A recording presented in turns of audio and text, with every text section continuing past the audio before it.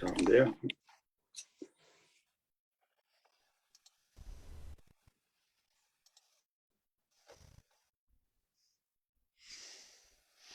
Good evening, guys. I'll just give this a few moments to catch up as always.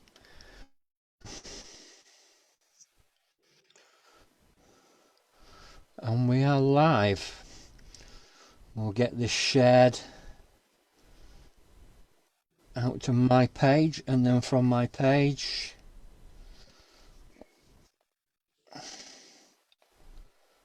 I'll pin that to the top as per usual, and then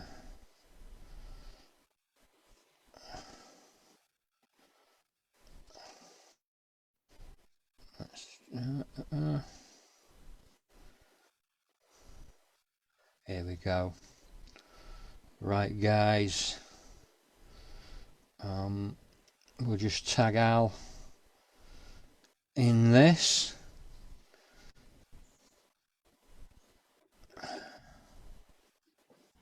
Do. As always, the chat will be run by my who does a great job for so many people, I have to say.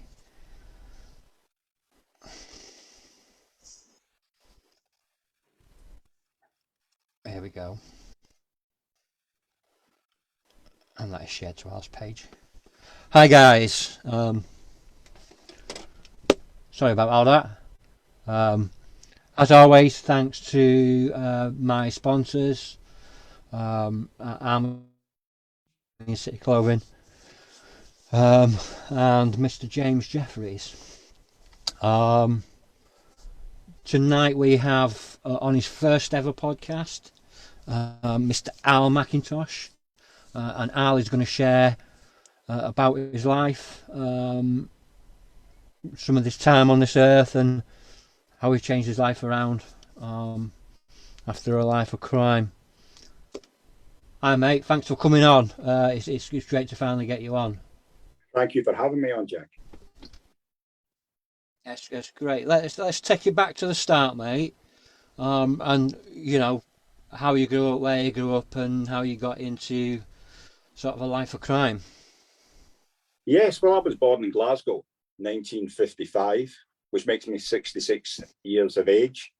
My parents had 9 children, 6 boys, 3 girls. There was a set of triplets in amongst the kids, and a set of twins. I grew up in a place called the Cowcaddens, which was a sort of a slum area in Glasgow, you know, very desolate, very rough, very working class, but also semi-criminal classes as well, petty thieves, quite a violent little area, you know what I mean? And it was that was the sort of environment I was brought up in. My parents, my mother had mental health issues, you know. My father was an alcoholic. I mean, when I say an alcoholic, I mean a terrible alcoholic that became addicted in the end to belly or hair lacquer. He used to put milk in it, mix up the hair lacquer, and get stoned on it. When he did work, he never spent any money on his kids. He would leave us to go hungry. You know, he was a coal man by trade. Sometimes he was working as a dustman. That was the way he made his living when he did work, which was very, very rare. So really, it was a case of living in poverty, always hungry, never any food in the house, and a very violent environment where my father would regularly beat my mother up. And when I say beat her up, he's broken a leg, he's broken nose, you know what I mean, regularly beating her up because my mother was always screaming for money for the food, you know, that he was supposed to provide, which he never did. He would rather spend his money in the pub, the local pub, or any pub for that matter, and see his kids go hungry, which we did on a regular basis. You know what I mean? There was never nothing to eat in the house. You know, the electricity was always getting cut off. There was never any gas. This was the sort of the environment that we were brought up in. Us 9 kids slept in one room. The 3 girls slept in one bed covered in coats. Me and my other 5 brothers, we slept in another bed covered in coats. And it was a bed that was held up by beer crates but there was no proper bed. It was just an old metal stands thing, you know, mattress on a bunch of beer crates, covering old coats, always hungry, always cold. And that was the sort of environment that we were brought up in. My father would come in drunk every night, you know, God knows where he got the money, because half the time he wasn't working, with nothing to eat. And my mother, you know, would like jump him, you know, like, where is the money for the kids, etc. He wouldn't care, he'd beat her up. And then when he fell asleep, my mother would attack him with a hammer or a horseshoe. She always carried a horseshoe in her handbag, you know what I mean? And she would get me involved. I was like 8 or 9 at the time, you know what I mean? So we'd wait for my father to come in, steaming drunk. Then we would jump him, knock him into the bathroom, go through his pocket, see if he had any money, which he didn't really have much, you know what I mean? Tuppence here, threepence here, a couple of pennies. And he was unconscious with alcohol. My mother would hit him with hammers. Well, she would hit him with anything under the sun, you know what I mean? But it never worked with that guy. He didn't care. I remember once in 1968, there was one onion in the house to feed 9 kids. Think of that, Jack, an onion. This was the sort of man he was. He didn't care. He was so steeped in alcoholism. That's all he ever thought of. And he was regularly taken off to the asylum. You know what I mean? My mother would phone the police, or I mean, the asylum guys would come in. My father was a very powerful man. And when I say powerful, he was a local Glasgow hard man sort of a thing. People were terrified of him, by the way. And so when he came, when the people from the hospital, the mental health hospital, came to get him, he always fought. It took about 6 of them to get him in the van, into the van, forcing straight jackets on him. Then they would have to sedate him with a needle to get this man into the van. And he would normally spend about 28 days in these hospitals. Then he would be released again. And the cycle just continued and continued and continued. And this was the sort of environment that we were brought up with. But of course, my mother was no angel herself. Even though she was getting these wicked, wicked beatings, she would then take it out on their kids. 2 of them in particular, Willie and Beth, they would get hit with dog chains. They would get hit with golf clubs. She would pull Beth's hair off, keep her off of school, because she had deep psychological problems as well. But she was completely teetotal. So this was the sort of thing that was going on all the time. Social workers were always turning up at the door. And my mother would sort of make me pretend that nothing was going on. She had me well versed with these people. No, this doesn't happen. My mum doesn't hit us. She was always known as Mammy. It was Mammy we called her. And this was the sort of thing that were always there. And sometimes we'd be taken into, not custody, but put into sort of like children's homes for a day or 2 or a week or 2. Then it would be back again. My mum and dad would make up, but everything always resorted back to the way it always was. My dad would get off the drink for a couple of days, go to work. But as soon as wage day came, you'd never see him. My mother always sent me up the Gascoigne Road, which is in the Cowcaddens, bordering on Postal Park, you know, area in Glasgow. And I would stand there on a Friday waiting for him to get his wages. And I would say things, oh, look, Dad, Mum said you've got to, well, Mammy said you've got to come home. You have to come home, Dad. There's nothing to eat. She told me to tell you that there is no food in the house. And he would take me to the local pub and say, wait a minute, son, I'm just going to get and change a £5 note. He would go in one door and out the next door. You wouldn't see him again. So my life was always going around all the pubs in the Cowcaddens, trying to find this man to get money, to sort of to get food. He knew his kids were going hungry and he didn't care. Then he would come home, beat the mother up again. He never lifted his finger to his kids. He always beat my mother up. But when he was so drunk at sometimes, he would go out in the street and he would call my mum every dirty name under the sun. And he would throw bricks through the window, knowing fine well that his kids were in there. That shattered glass could have cut us, it could have killed us. He didn't care. He was so steeped in alcoholism that the only thing that he was interested in was where his next bottle of wine came from. Wine was his poison of choice. 4 Crown wine. He had that tattooed on his hand, 4 crowns. That was for the love of his wine. And that's what he was like all the time. He didn't care. He was a man who had no compassion whatsoever for his own family. All he was interested was in wine. Anything in the house was sold. Now, I mean, anything at all. I remember one day we had an old black and white television. That was the only pleasure that we had in that house. And he came in one day pretending, oh, it's broken, I need to take it to get fixed. And he took it away and sold it for a couple of quid just for the price of alcohol, knowing fine well that those kids have had, that's all we had, that television. We didn't have any furniture. We sat on the floor. We might be sitting in an old coat or a cushion or a blanket. You know what I mean? That sort of a thing. That was the environment that I was brought up in. And as I said, my mother, I mean, it pains me deeply to say this about my father and mother. But when I think of all the decent people who cannot have children, and that pair of wastrels went and had 9 children between them, that hurts me badly to say that I never had a real mother and father. But that's what they were like. And then, of course, my mother would bring me into her battles. We would wait. I can still see me with a claw hammer at 8 years of age. And I had to hit him with a claw hammer. And my mother would have beat the living tar out of us, you know what I mean? Either with a dog chain. Sometimes she would hit her kids with a golf club. I mean, she was mentally unbalanced, this woman, you know what I mean? And this was the environment that us kids were brought up in all the time. Nothing, always hungry. I was always out in the Midlands. You know what I mean? Anybody from Glasgow will know what I mean when I say, like, we used to go raking the Midlands, which is a Scottish word for dustbins. To find what was in there, I would find rags. Woolens were the prize. Then you could take them to the rag and bone man. You get a couple of shillings, and I would go and buy a loaf of bread.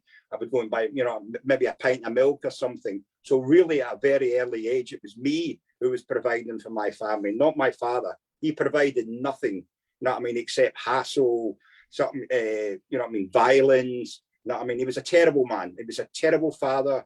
And, you know what I mean? And he didn't really deserve to be on this earth, that sort of a man, because all he ever cared for was himself. He cared but nobody but himself, you know what I mean? So that was the sort of environment that we were brought up. I remember, I mean, as I said, I'm 66. I remember on Christmas Eve 1959, when I was only 4, and my mother was crying. Her heart, you know what I mean? Her heart was sort of like broken. You know what I mean? I can up on Christmas Eve, I can still see the stockings, you know, Christmas stockings up on the mantelpiece, and there was nothing in it. And she was crying that there was nothing for her kids, etc. And I didn't really understand, because I thought, well, it's Christmas time. Everybody's going to have to get Christmas presents, but there were none. And you know what I mean? I felt sort of hurt, you know what I mean, that I was getting nothing. I didn't understand really why we were getting nothing. But it was down to him drinking the money again, you know what I mean? And I came down on Christmas Eve, come down, nothing there. And I never saw my mother. And I went into the kitchen, her head was in the gas oven. She'd switched the gas on, you know what I mean? And I remember pulling her out, mommy, crying, opening up the doors, opening up all the windows. And that's what saved her life, you know what I mean? So there she was. That was Christmas Day, 1959 for me. After that, as I started to get a little bit older, I started, you know what I mean, going around to people's houses and, you know, begging what they say in Glasgow, ginger bottles. That's a collective word for bottles of pop. It could be a Coca-Cola bottle. It could be a bottle of Iron Brew. You used to get money back on your refundable bottles. And you'd go up there and say, "You any bottles?" They would give you these bottles. You would take them back at the shop. You'd maybe get a couple of pennies for it. And I would try and buy milk and bread and all that. And I started to become very entrepreneurial. My little mind started to get used to trying to get money to feed the family, you know what I mean? And then I would go into old houses and rip up floorboards and break them up into bunches of sticks and go around all the doors and knock on the door and say, like, I mean, it was, if I remember right, it was like threepence for a bag of sticks in those days, you know what I mean? So I would sell them for a penny. And if I come back, we say like 2 shillings or something, which is about 20 pence in today's money. But 2 shillings could get you a pint of milk, maybe a little bit of bread, a little bit of cheese, whatever. And that would keep us going. And of course, I would go around all the butcher shops, saying to the butcher, "Have you got a bone for a dog?" And you would give you bones, you know what I mean, with a little bit of meat in it, and I would take it back. My mother would cook it on the fire. Because as I said, half the time the electricity was never on. We couldn't afford to pay the bills. So she would make a pot of soup out of these bones and any vegetables that I'd bought. And that pot of soup would last the whole family for about 3 days, which was quite common in Glasgow with a lot of people by the poor in those days, that soup would last 2 or 3 days. And that's what kept us going. And me, sort of like, I hadn't actually started stealing anything then, you know what I mean? I was still basically getting money that way. I can still see my mother waking me up and saying, "Look, Alan, son, there's nothing to eat in the house again. Go out and see if you can find anything." And then I would go into the Midlands, and I started going up to the west end of Glasgow. which was sort of like where people like doctors lived and solicitors lived and judges, and they threw out a better standard of rubbish, if I can put it that way. You would go in there and you might find an old television, or you might find an old lighter. And I was always astonished that people could throw out a lighter at work, or even an old television that could work. I would take it back. I would start to sell it around the streets and all that. Maybe I'd get sale at 20 pence or something for it. You know what I mean? Or you know what I mean, maybe 50 pence. Although that was 10 bob in those days. If you get 10 bob, you were rich. You know what I mean? And I would do these sort of things. You know what I mean? And then I'd be looking for scrap. You know, like you go into the old houses, see if you can get a bit of copper wire, that sort of a thing. So that's how we were living at the beginning, that sort of a thing, to get money for food, because there was nothing. There was nothing in that house. We never had a penny. That man, my mother was on what they used to call in those days the national assistance. She got what was known as a Monday book, which was £1 or £2, you know what I mean? But that never lasted, you know what I mean? She had 9 kids. She had 9 kids. It just didn't last, you know what I mean? And my mum was a complete teetotaler. She never drunk in her life, by the way. And of course, he would come in. If he disappeared for 2 or 3 days, he always turned up in the Monday, because he knew my mother got the Monday book then. And he'd come in and just forcibly take it off her, slap her, come home drunk. But my mother always got her revenge when he came back at night time. He'd come in, steaming drunk. My mother, leaving behind the doorway with the claw hammer, would whack into him. My mother always carried a horseshoe in her handbag. By Christ, she would hit anybody with that horseshoe. So that's how she got him back. She would attack him. But he was so paralytic, drunk, he never even felt a thing. And when he was living in the house, as I said, he was only there a little while, and you know, the people from the asylum would come and take him away. You know what I mean? I'd come home from school, and if I heard a song, maybe the older generation will remember a song called "Oh, they're coming to take me away, ha ha, ho ho ho he." My mother would put that song on, and when I heard that coming home from school, I knew those people with the white coats were there for him. Off he went, put up a fight, as usual, big fight, a struggle. They would chuck him into the back of the van, they would sedate him, and off he went again. And then times he was in the house, he'd be screaming like, because he'd been in the army, the Germans are coming, there's a German coming out the wall. I had to run round with a shoe and kill this German that was coming out the wall, or go to the other side of the wall and kill another German. His mind was completely gone. The man was sort of like the mental health issues with that guy because of alcohol was tremendous. It really was. We used to go up and visit him in the hospital. I remember one day we were lying there and he saw spiders coming out the wall, and I couldn't understand what he was saying. I never saw any spiders. There's one there, son, get him. And I'd have to pretend to kill the spider. Is it dead, Dad? No, that one's still alive. That one's still alive. So there was me about 8 or 9 running all around the hospital, the mental, you're sort of like the mental health hospital, killing non-existent spiders. This is what he was like, by the way, then. But he always got released. He always came back out. Then he would start work again for a couple of days. And then I would be back up waiting for him for his wages. And he would never pay nothing. And sometimes I'd hang about all night. In fact, as an 8-year-old child, I got to know so many pubs in Glasgow as much as my dad. It was like it was like a hound dog following the trail. I'd get in as my dad, you've just missed your dad, son. He's away to such and such a pub. I'd go on that pub. You just missed him, son. He's away to that. So I was going round pubs after pubs after pubs after pubs, looking for this guy. You know what I mean? One night I got up there and there was a pub in the Gascoigne Road. It was called Griffin's Bar. I always remember that name. But it was locally known as the Ponderosa, after the old cowboy. Maybe the older generation will remember Bonanza. It used to be on. And they had a sort of like a ranch in there called the Ponderosa, which was a bit of a cowboy place. And that's why this pub got the name of the Ponderosa, because it was all cowboys in there fighting. And I remember up looking for him one day, and I remember saying, as my dad in the pub, just at that moment, the door bust open and my dad came out, and he was fighting with this guy, and this guy hit my dad right in the face with an axe and opened his face right down the side of his face. It was, I couldn't believe it. And I panicked and jumped on this man's back to try to help my dad. The guy just swatted me off like it was a fly, like it was nothing. I banged my head against the wall. But my father, as I said, hit with an axe. I know was an incredibly powerfully strong man, and grabbed this guy and nearly half killed him, smashed him with the axe again. And I was just standing watching this, and I thought, my God, what is all this that's going on? You know what I mean?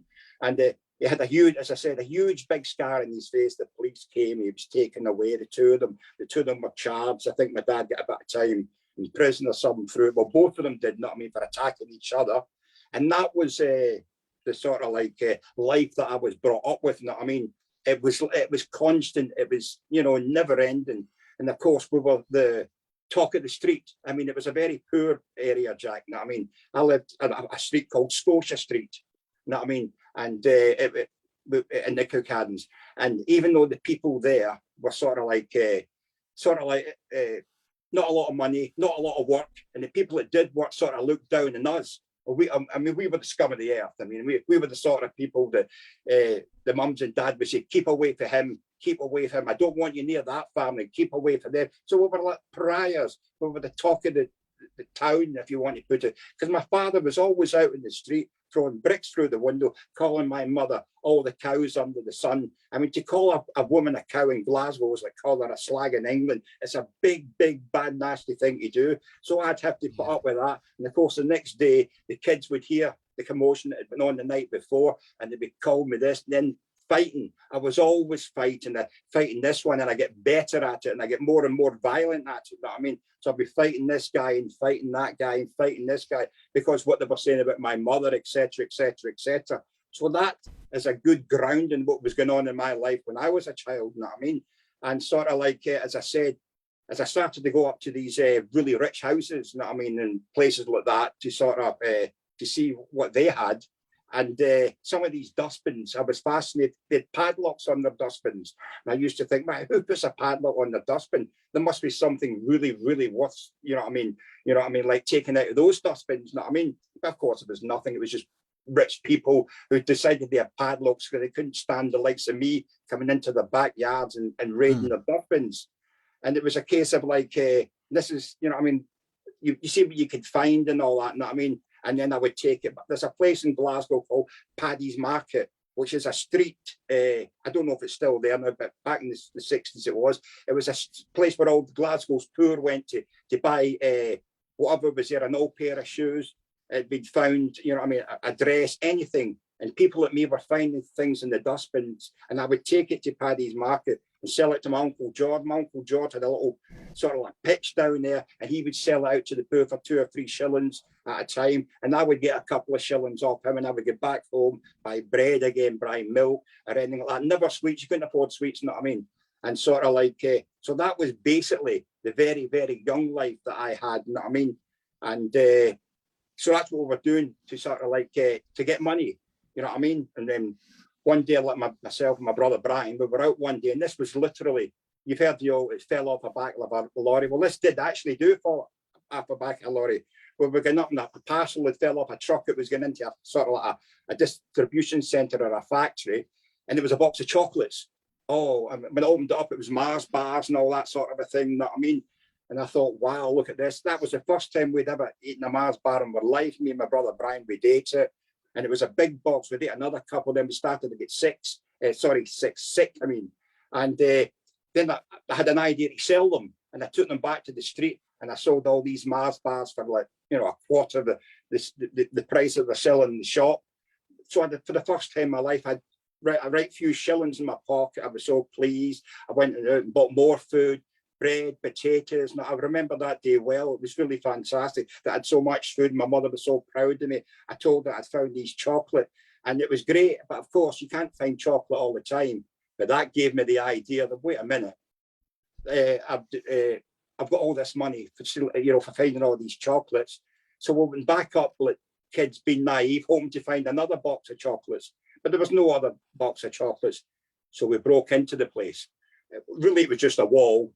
Jump over the wall. There was a truck there. We opened back of the truck, stole a couple of boxes of chocolate and legged it away. That was the start of my thieving. You know what I mean?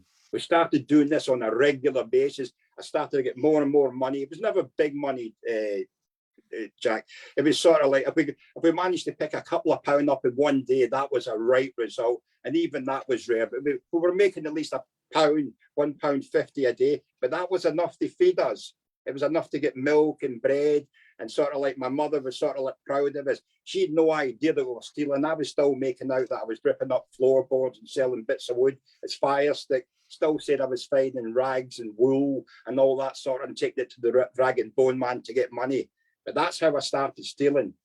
We started doing it on a regular basis, and it was great. We were chocolates here, but of course that can't last forever. You know what I mean? Because you know, like they're going to find out sooner or later, and they saw us one day and they chased us and all that. I mean, but by this time I had got a taste for stealing. I realised that, you know, that life wasn't going to do me any favours. By the way, I had to take life by the scruff of the neck.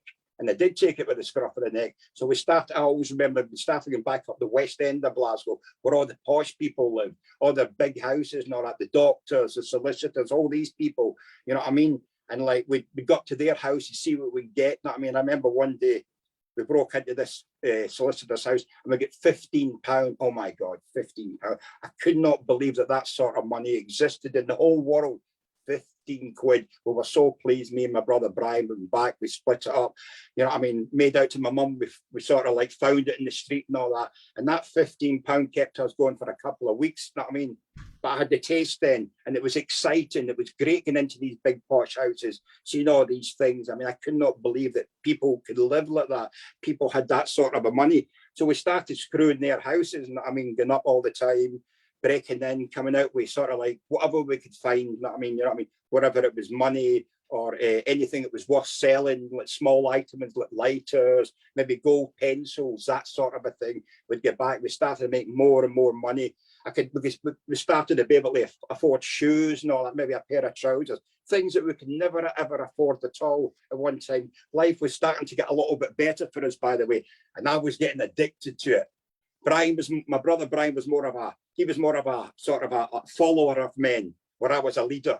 All the ideas came from me, and Brian always followed me, and I was getting addicted to it. I thought, this is a life for me. This is what I want to do. I don't want to be a butcher or a baker or a candlesticks maker. This was a life for me, and that was the start of all my thieving. Poverty, brought up in poverty, to sort of like to feed myself. That's why we done it. That's what it. But of course, it got beyond that. You know what I mean? And we had sort of like this carried on for about, I don't know, I was 8. We started stealing about 8. You know what I mean? That sort of age. And eventually, like I get captured. You know what I mean? Eventually, all good things come to an end. And there I was in the court in Glasgow, 9 years of age. I mean, the age of responsibility in Scotland back in the 60s was 8 years of age. So if you were caught after, you know what I mean, you were going to sort of like court.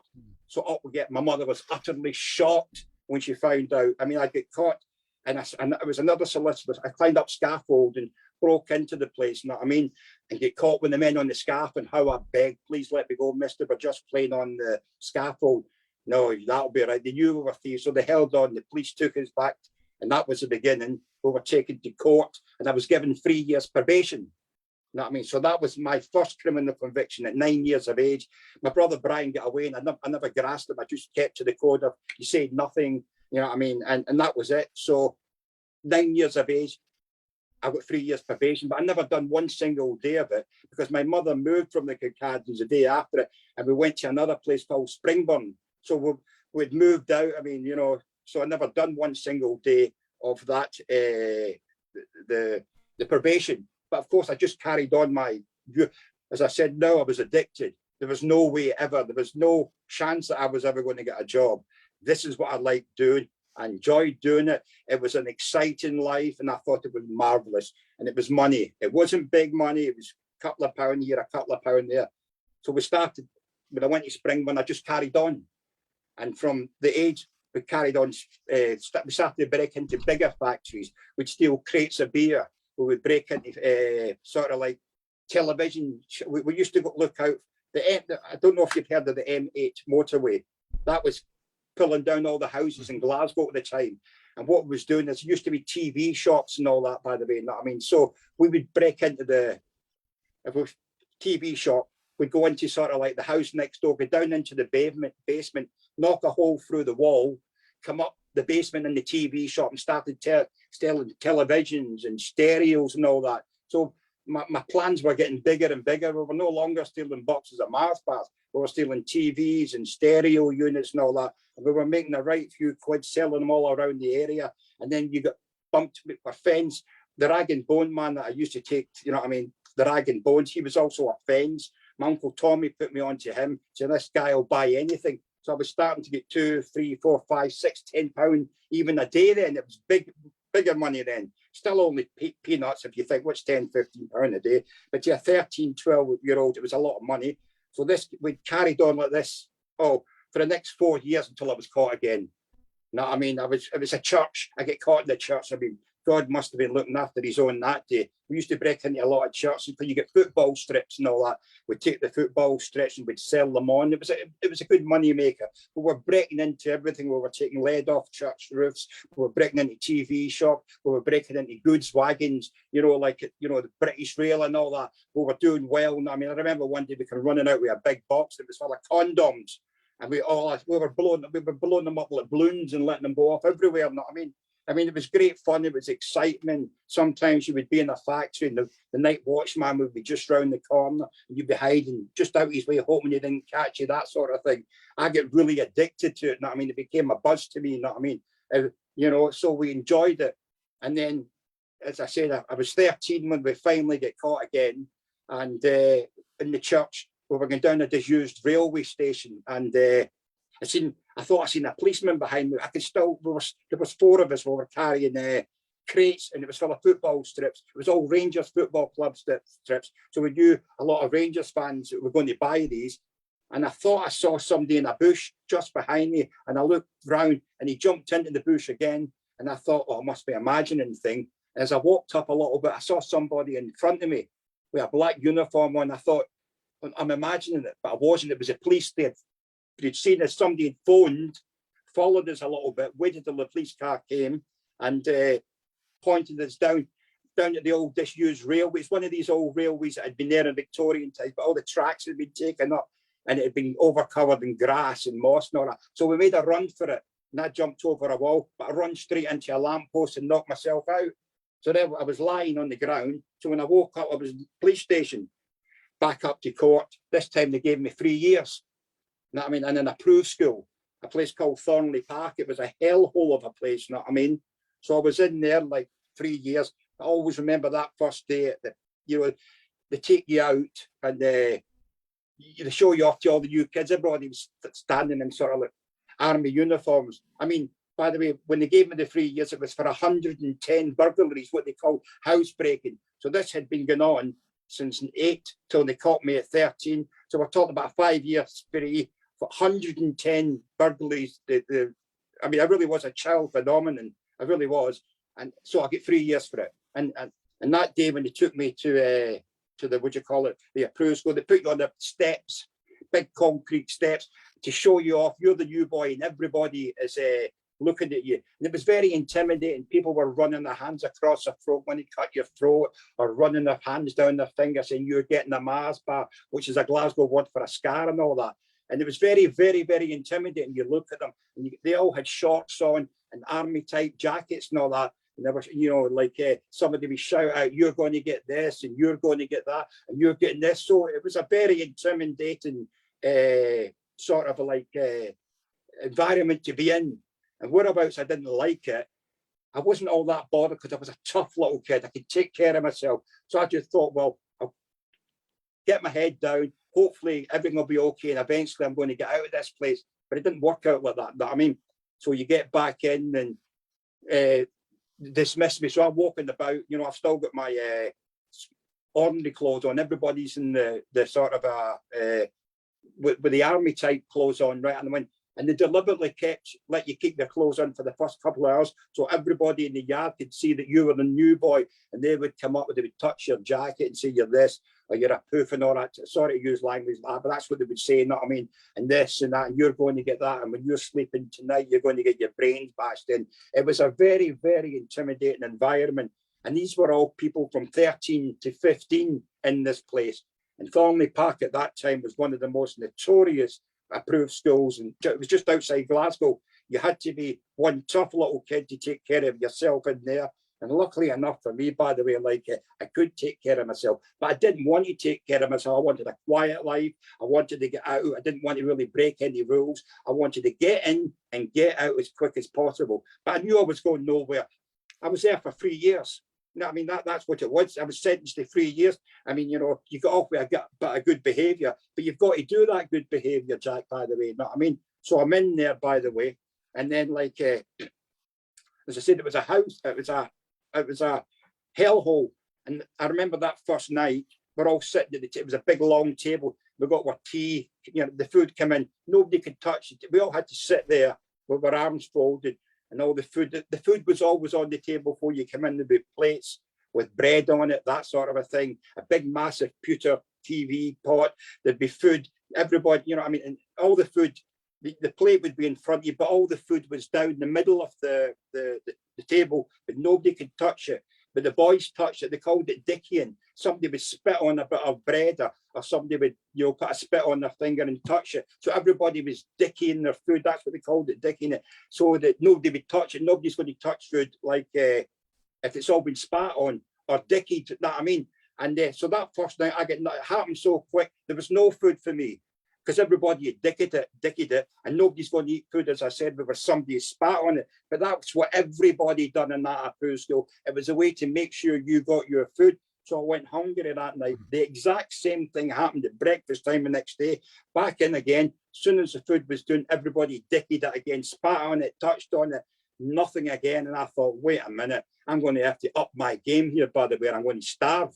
So when dinner time came that night, I spat on a potato. I put my spit on a bit of bread and all that, by the way. So nobody touched it. So you have to sort of like conform with the rules. And that's what happened every single day that I was in there. It never changed. We didn't call them screws, they were called masters, these guys. You know what I mean? Masters, you know what I mean? And like, so that was it. And like, the idea was like, in the dining room, they had a huge big board up on the wall. And it went from 1 year to 3 years, and it all had different colours on the board: green, red, orange, signifying a 3-month period. And there was peg holes in it. So your first week, the peg went in. The second week, another peg moved in. So you moved up till you got to 3 months.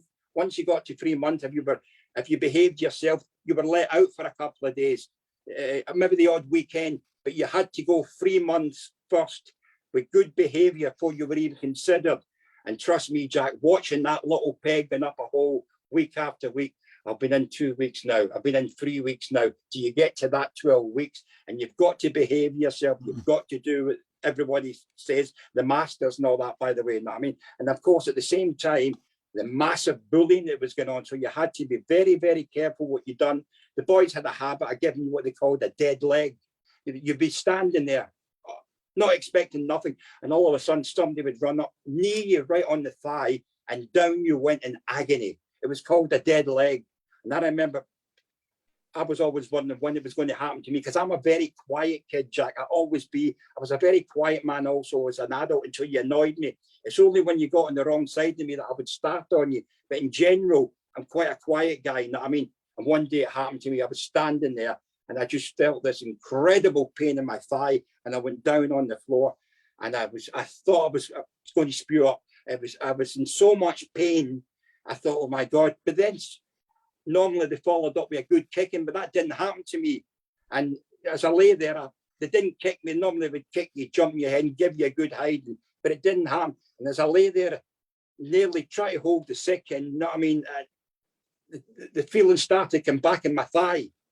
As I lay there, and they were laughing at me and joking and all that, and as the feeling came back to my leg, as I stood up, I just headbutted the one that kicked me in the face, punched the other one in the jaw, and his little mate run away. And then when those two hit the deck, I then kicked to living daylights out of both of them. As I said, I'm a quiet man until to annoy me, and that was it. I had a little bit of a reputation in the school then, you know what I mean? So people didn't annoy me, and people then started, oh, he looks like he could be a little bit of a hard man, and that sort of a thing, by the way. So they want to become your friends. I mean, boys all love to hang about with somebody that's a good fighter. That's what it was like in Glasgow as well. But I was not like these other ones. To me, that was just defending myself. You know what I mean? I didn't start to go bullying people. I've seen that happen so many times. people who had been bullied, and then when they retaliated, beating somebody up, they then became bullies themselves, which was not on. So that sort of thing was going on all the time. Also, the masters, I mean, like they used to give you a shower 2 or 3 times a week. So all the boys would be in having a shower. There'd be about 40 boys all naked. We'd all get waiting to go into the cloakroom to get our clothes on. But you were never allowed in. We all had to stand naked in front of the master, one at a time.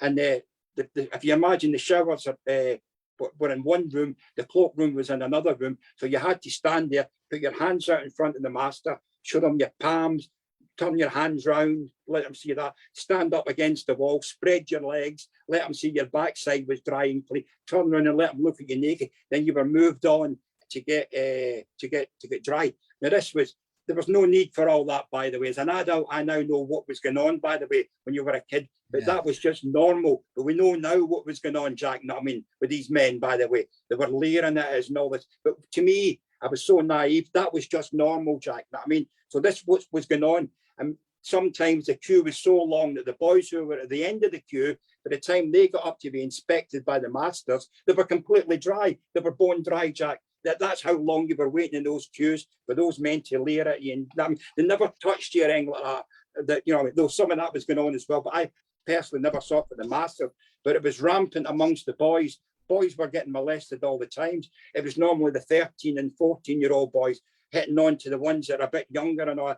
You could go into the toilet and somebody was getting sexually abused. You would walk her over the ground and there was a kid getting sexually abused with 2 or 3 boys. They were always, it was rampant. I mean, I would love to say it was the masters that was doing it most of the time. But in my experience, all I ever saw really, it was the boys that were doing it. You know what I mean? I remember when, just before I got out, there was sometimes kids would come in who came from broken homes like me, but they had committed no crimes. But because the social workers had nowhere to put them, they would chuck them in with us. And I always felt sorry for them. I deserved to be there, Jack. I was a criminal. There was a lot of kids in there who had never committed a crime in their life who were stuck in there with us simply because they'd come from a broken home. Maybe dad beat mum up or mum was a prostitute or something. That's the reason they were in. And those kids were very vulnerable. Sometimes you would get a kid who was as young as 8 was in. I remember one night just before I got out, I heard this little boy crying. He'd been put in. He was only in for 2 or 3 days. But I remember another 15-year-old boy jumped in the bed, and I got out of the bed. I really lost my rag, grabbed this scumbag with the hair and just belted him all over the place and said to the kid, "Don't worry about it." For the next 2 or 3 days, that little boy hung on to me like I was the godfather or something. He was terrified, but I was glad I helped him. You know what I mean? And then he was moved on where he should have been. He should never have been in there in the first place, by the way. But that's the sort of thing that was going on all the time, Jack, with the boys. It was boys on boys that was doing this. You know what I mean? I was lucky. I'd started to get a little bit of a reputation. So people were scared to come near me, even though I never bullied anybody or said anybody. I've been like that all my life, as I've said earlier on. It's only when you annoy me, you see the bad side of me. You know what I mean? But in general, if I can talk you out of it, Jack, if I can talk you out of it, don't do this and don't do that, I'll do that. But sometimes people see that as a sign of weakness. They think you're afraid of them and all that. And then they learn the hard way when you start on them. You know what I mean? But that's what it was. So I was in that approved school and and then I run away. I mean, they used to let you play football out in the big concrete yard and you would kick the ball. Sometimes balls would get kicked up onto the roof. And people will go, sir, can I go up? And sometimes the master would say, "You're not going up because the last time you were up there, you were absconded." And one day he picked me, Jack, no health and safety. Up the drain pipe we went. The master had us going up the drain pipe. So you would climb up the drain pipe, you would get up there, and normally you would find about 10 or 13 balls that have been kicked up there over the last 2 or 3 months. And the only reason you're sent up, because that was the last ball we had to play with. So somebody had to go up and get it. But as I said, up the drain pipe you went. So you would kick all the balls down, you would kick them down. And just at that moment, on the spur of the moment, I absconded. You know what I mean? And legged it. Went straight to the motorway in Mount Florida in Glasgow and hitched it to London. I was obsessed with England when I was a child, Jack. My mother used to say to me, "If you mention England one more time, I'll slap your face." I thought England was the greatest and coolest country in the world. I could not wait to get to England, especially to London. I wanted to go to Carnaby Street. I thought I was going to meet the Beatles or the Rolling Stones, or at least Twiggy. know what I mean? And the streets were paved with gold, and I was going to pick fivers off trees. I thought, wow, England's a place for me. Down I went. I got a lift to Lancaster. I always remember a big truck driver. And he sussed what was going on. He says, have you run away from home and all that? I went, no. Have you run away from Borstal or something? I went, no. He said, well, I'm an ex-Borstal boy. You've run away from, and I admitted, yeah, I've run away from a school, crew school. He went, don't. And he gave me £1 note. I thought that was very kind of him, by the way. And he dropped me off at what do you call it? A service station. It was called Charnock Richards or something it was called. I don't know if you've ever heard of it. And they dropped me off. This is 1969. And I was 14 years of age. And then I got another lift. And then this guy picked me up in the car. He was a solicitor, and he was offering me £10 to come to a hotel with him in Leeds. And I went, I'm not interested in that. And he pulled over on the motorway, dumped me on the motorway, and legged it.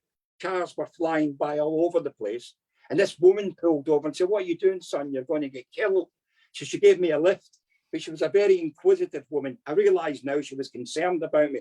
What are you, son? What's going on? I said, oh, I'm okay. I'm just hitching it down to the next town, etc. and all that. So she took me into a motorway station and she bought me some food. And then she said to me, I'm going to the toilet, but I followed her and I seen her on the phone. So I knew she was phoning the police. And I understand, Jack, it was a woman concerned about a little boy. I understand that. Now, I would do that myself if I'd seen a child of 14 or 13 on the motorway at night time. So what I've done is I've run out the motorway and there was a truck leaving and I just jumped to the truck and said, you're going to London? As luck would have it, he was going to London. Took me straight to London, dropped me off in the West End. I mean, and I remember walking the streets and wow, this is great, you know what I mean? And, you know, great, now what am I going to do? I didn't know what to do. I still had that £1 that the truck guy gave me, you know what I mean? So that quickly went, you know what I mean? So I had nowhere to live. I'd never been in London. So I started sleeping in Richmond, Regent's Park and all that, under bushes. I was a very determined little chap. I had nothing to get back to. I mean, if I went back to Glasgow, I was going back into the approved school. So I didn't know what to do. So I started stealing milk from doors in the morning and loaves of bread. I can still see me crushing a whole loaf of bread up right now and eating it. I mean, and you know, sort of like drinking it with pints of milk. And I sort of gyrated towards Soho. You know what I mean? And there was sort of like fruit stalls and all that down there. So I was nicking an apple here and this and that. And for a whole week, that's how I lived, by the way. You know what I mean? It was sort of like sleeping in bushes or sleeping on a bench. I remember one night, I was sleeping on the park bench and a couple came along and I was scared. And I jumped under the bed. Anyway, this couple who were a courting couple were lying on the bed and they were having it off with each other. And there was me under the bed. I thought, oh my God, I didn't know what to do. I mean, I chuckle it now, but then they went away. And then I got lucky. I mean, I remember one day I was going through an arcade in Soho. You know what I mean? I was hungry, you know what I mean? Milk and bread and all that, whatever, and an apple. And I seen two people who I thought were women. And they would look very glamorous with all their makeup on sequin dress. They were fabulous, you know what I mean? And as they walked by me, for a second, I thought I recognised one of them. And as I looked, they said, what are you looking at? I said, is your name William Brown? And they went, my name's not William Brown. What astonished me, but there were men dressed up as women. I had never seen nothing like this in my life. I was so astonished that men had makeup on, wearing dresses, etc. And I thought I knew one. And he went, my name's not William Brown. I went, oh, sorry then. I mean, anyway, they walked away. Then they stopped and they came back and said, where did you get that name from, William Brown? I said, well, if you're not William Brown, what's the point? Where did you get the name from? I said, well, I knew a guy in a approved school. And he went, wait a minute, I know you. You were in Thornley Park. This William Brown had been in Thornley Park, but he was a much older boy than me. And he had left and he became what I now know. There were male prostitutes. This one was calling himself Jean Harlow and the other one was calling himself Mae West.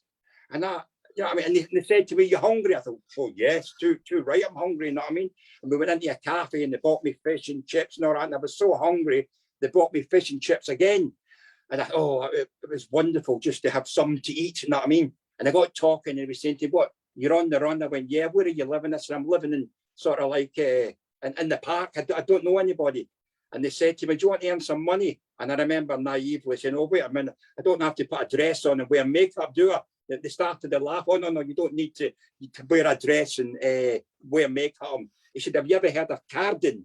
I went, no, what's that? He said, what it is, by the way, like we'll give you a card with a phone number in it, and all you've got to do is put all these cards in phone box all over Soho and any part of London, and for every 100 cards you take, we'll give you £5. I thought, well, that sounds okay. He said, but don't try to cheat us, because for every 100 cards that we give you, we know that only 10% is going to phone us, by the way. So if you just chuck them away and we get no phone calls, we know you're having us over.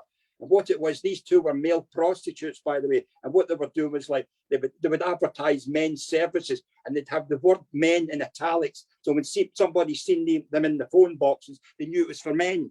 So they were given, I thought, wow, great. And then he said to me, like, the Mae West one, who went on to become a lifelong friend of mine, Mae West, you know what I mean, said to me, you said you're living in a park, and he gave me an address of a squat in Finsbury Park.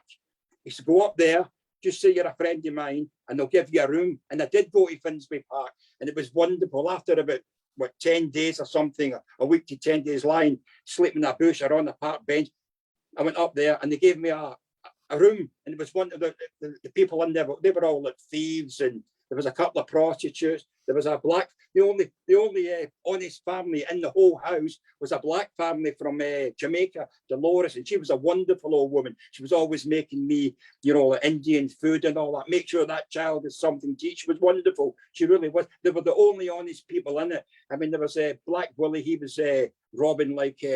I don't know if people might not realise it. Back in the 70s, when you got your dole money, you used to get it in cash. Well, his little gang was robbing them, by the way. They all got 5 or 6 years for that. Then there was somebody called the Gas Man. He was wanted all over Britain for, he used to get a job as like a manager of British Gas here and British Gas there. Then he would rob the safe and the warrant would be out from that. I mean, and like there was another guy called Eddie. He was going round all day. He was a con man, stealing sort of teller, not stealing. He was getting them on the Never Never and different names and selling them on. So that was the environment I was in. And I had a room there, by the way. I mean, thanks to Mae West. So I had somewhere to stay. And then I started going round down to the West End with all these cards. I mean, you must have seen them, Jack, hundreds of, like phone numbers and telephone boxes where people were at. I don't know if it's like that in Norwich, but it was like that in Soho back in the late 60s when I was there. And people would get you a telephone box, by the way, you know what I mean, and phone up a number. But you had to take care of yourself because other people had other kids doing that.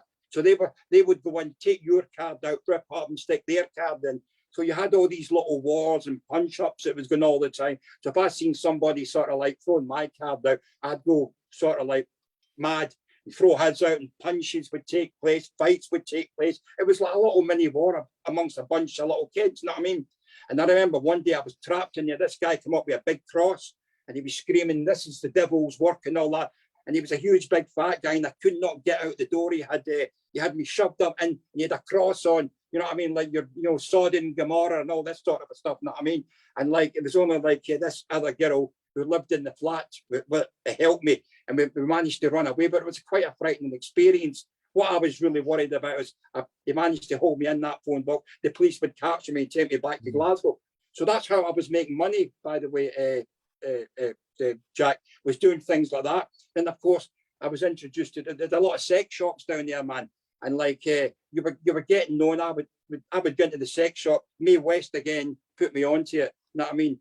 And I would go in there, and they would give me a video, and I would take it to sort of like Swiss Cottage, and they would give me £2. I never knew what was in those videos, but I guess they were dirty videos. You know what I mean? You would go there, I got to know the tube system in London like the back of my hand. I used to nip in there, not pay it. They always gave me my money on the tube. I pocket it and just run in and sneak in. I went all over London taking dirty videos here. I'm only 14 by the way, at this age.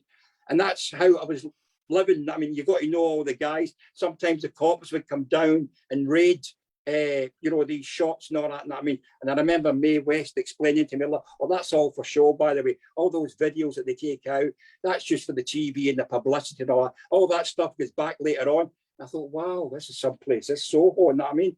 And I got to know that little area, by the way. And there was a lot of other kids there, by the way, as well. They'd come from Britain, all over Britain and Ireland, and all. A lot of kids had run away. You know what I mean? A lot of people had, especially girls, for some reason, always seemed to be abused by a stepfather. It was always a stepfather that seemed to have been touching these girls up, and they would run away. They would come to London, and you got to know all the sort of similar faces, by the way, Jack, with these kids. You know what I mean? And you became friends with a lot of them, by the way. You know what I mean? Then one day, like maybe a kid would disappear, and you think, oh well, Joe's been caught. That's probably him, sent back to wherever he's come from. And then you had kids that had been thrown out because mum had took up with a new boyfriend, or mum had got sort of married a new husband, and just threw her kid out. I mean, I've got 4 kids, Jack, and I love them dearly. To think that you were going to throw your 13-year-old daughter out just because, like, I get married to another woman, astounds me even to this day. But that sort of thing was happening.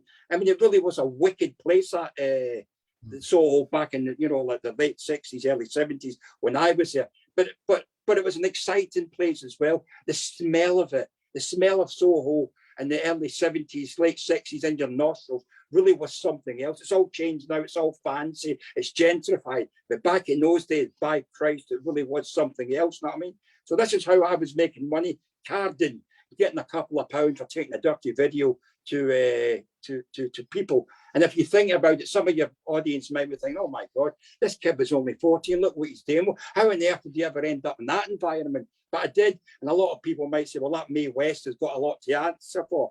But I absolutely adored Mae West. If it wasn't for him, I would have had nothing to eat, nothing whatsoever. It was him who got me a room in a flat in Finsbury Park and all the rest of it, by the way. He really was a good friend to me, by the way, you know what I mean? And what I always, and as I said, they were homosexuals, these guys, you know what I mean? But they were male prostitutes.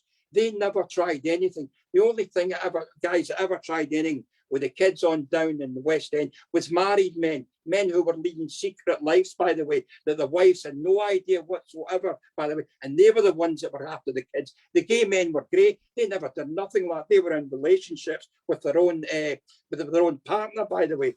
But you had a lot of kids. They used to have like what we called the money game. You would get these guys who I've just mentioned, who are married and looking for kids, and the kids would say, oh yeah, I'll go with you for 10 or 15 pounds. The idea was they had to show you the money. There's none of this, by the way, like, well, come in my car or anything like that. That wasn't part of the rule. The rule was, do not go with these guys under any circumstances.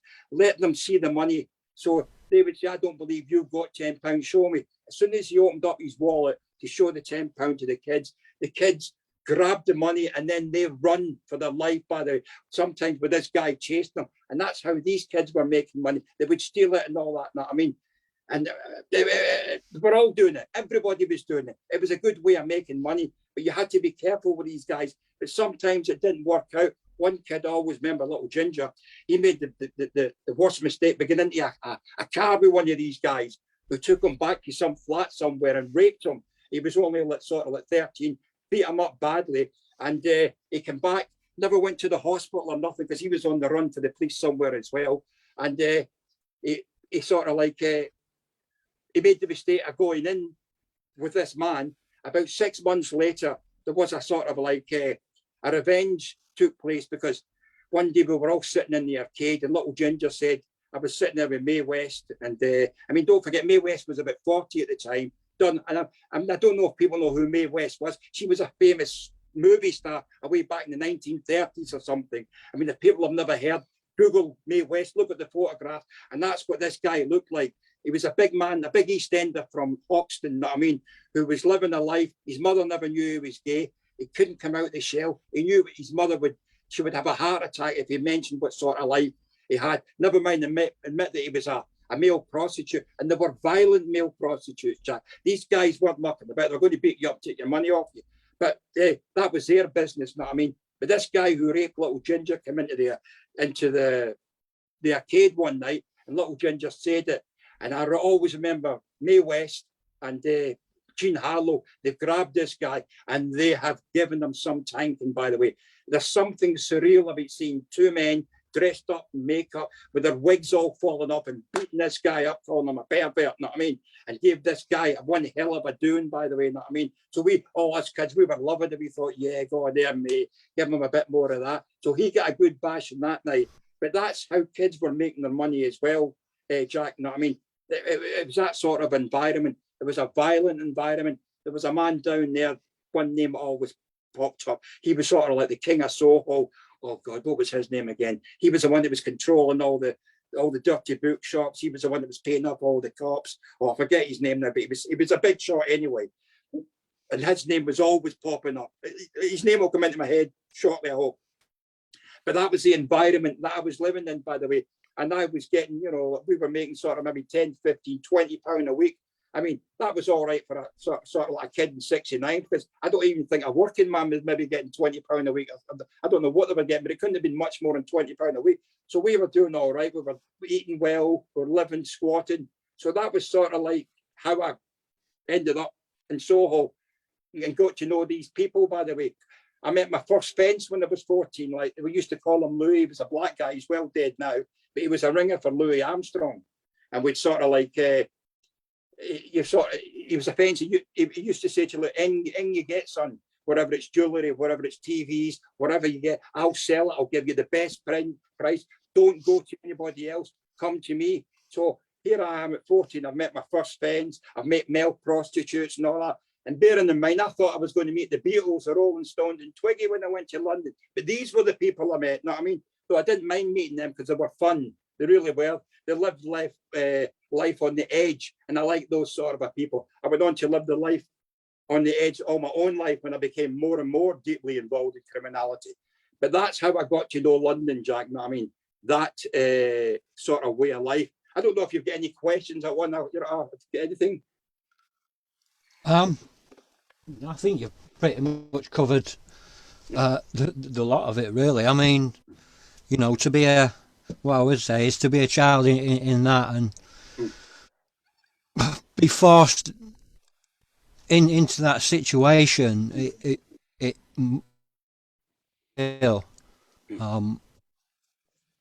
You would have had to. I mean, you grew up quickly anyway, so.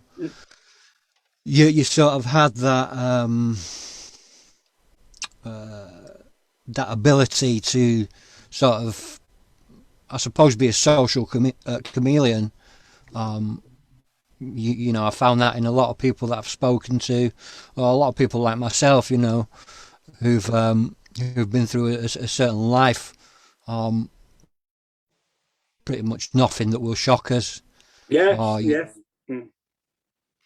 I mean, similar to you, I went to I was in the special school system, and it was the school called Wenvale. It's in the middle of a town called Pontefract, which is a mining town, and for about a mile all around, it's just like fields and small estate. I'm only about running. This was at a time when you had CDs were first being like cloned, and so knockoff CDs, more tapes, VHS, like the ones, and we got to get a lot of porn. So me at 14, 15, I'm like yourself, I'm running porn around Pontefract and getting paid a few quid. So it's. I used to. There was a few of us that did it. We go over the back wall and then drop the package off, and then take the money from underneath a stone, and then go, because we were told never to go into the houses. So I mean, I can really identify with you there.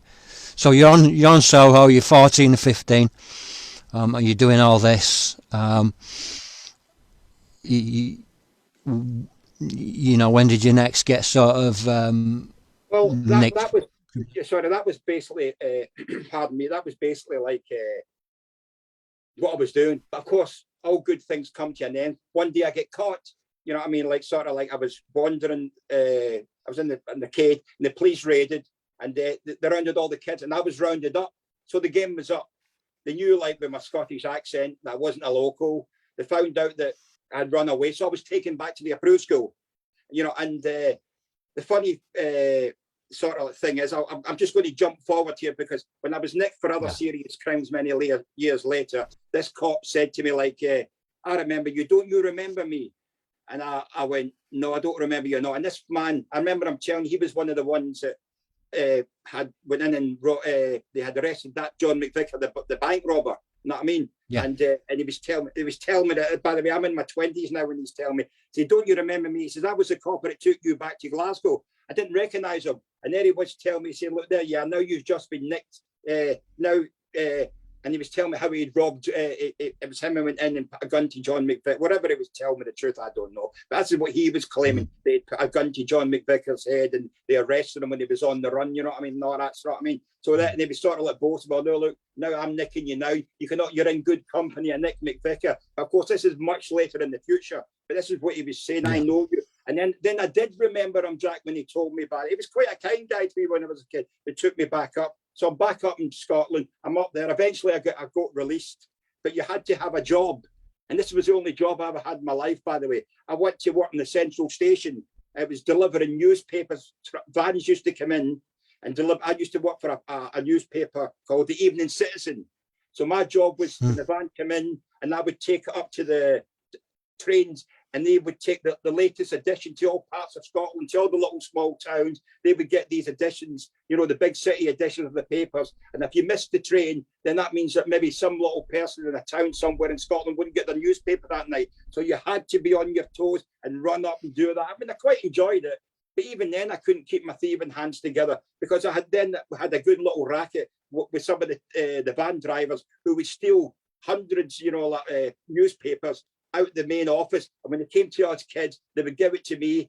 He would say, look, I want, say, like £10 for 6 bundles. So we would give him that. And then I would go to my brothers, my friends, and I would say, look, for every newspaper you sell, you would get you'll get a quarter of it. So it was a nice wee rack. I was pulling in at least £20, £25 a week out of that alone. I mean, my wage was only £6.35 a week. Sorry, £5.35 a week. So I was getting more than quadruple the wages by stealing these newspapers. It was a good little racket, by the way, and everybody was at it. So I'd done that, you know what I mean? But I still had London on my mind, by the way. I couldn't get London. As I said, I was obsessed with England. To me, England was the greatest country in the world. There was no place like England. You know what I mean? I absolutely loved it. I mean, I know I'm Scottish, and a lot of Scottish guys might not agree with that, but I'm different. I used to cheer the English football team and everything on that. I mean, you know, even my daughters to this day say to you, Jack, you're a traitor, Dad. You're not a real Scotsman. You're cheering England on and all that sort of stuff. They tease me mercilessly about it. But that's what I was doing. It was a newspaper job taken up, by the way, and I'd done that for a while until, like, as I said, you had to get that job or you weren't getting out, Jack. So I'd done it and I was there for a while. But London was always on my mind, you know what I mean? So by the age of, I was 15 by this time. Once I'd been in that job a few months, I just up sticks, said goodbye to my mother, I went back to London, you know what I mean?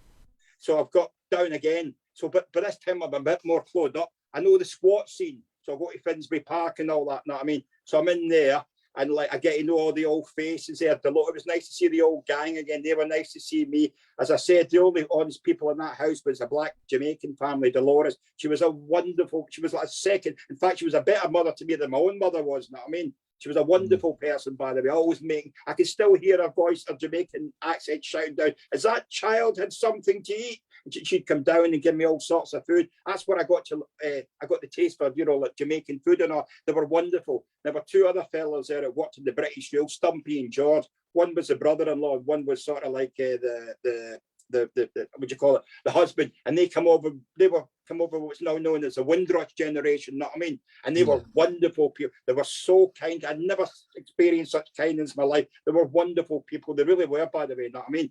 And they were always trying to get me a job in the railway, but that wasn't for me. As I said before, I had no intention of becoming a butcher, a baker, or a candy maker. I was a little thief.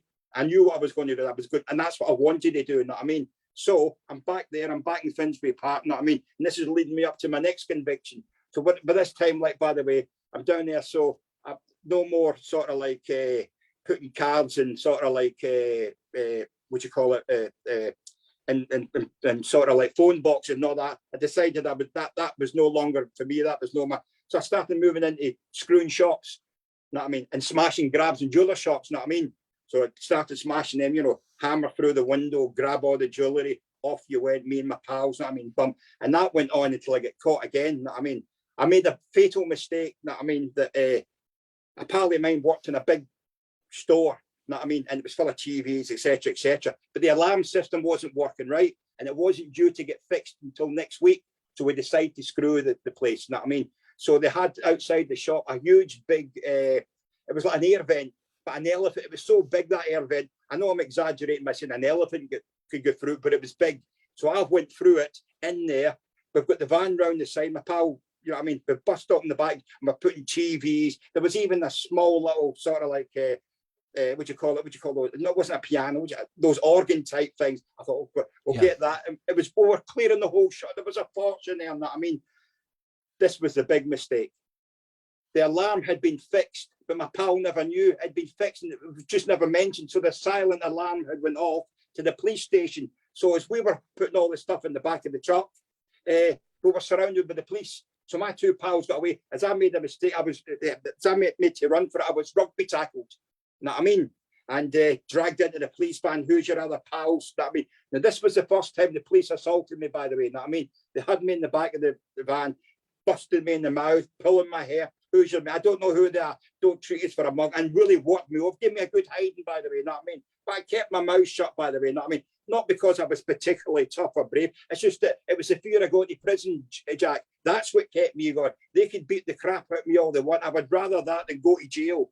But I'd been called bang to rights. There was no, I wasn't going to get out of this. You know what I mean? So at court, but I'd made other mistakes, by the way. One of the jeweler shops, by the way, when I threw the hammer through it, it bounced off the window, and I only get my hand up in time with gloves on to protect my face. But the glass cut through the glove and cut my finger, and I left a fingerprint on the glass.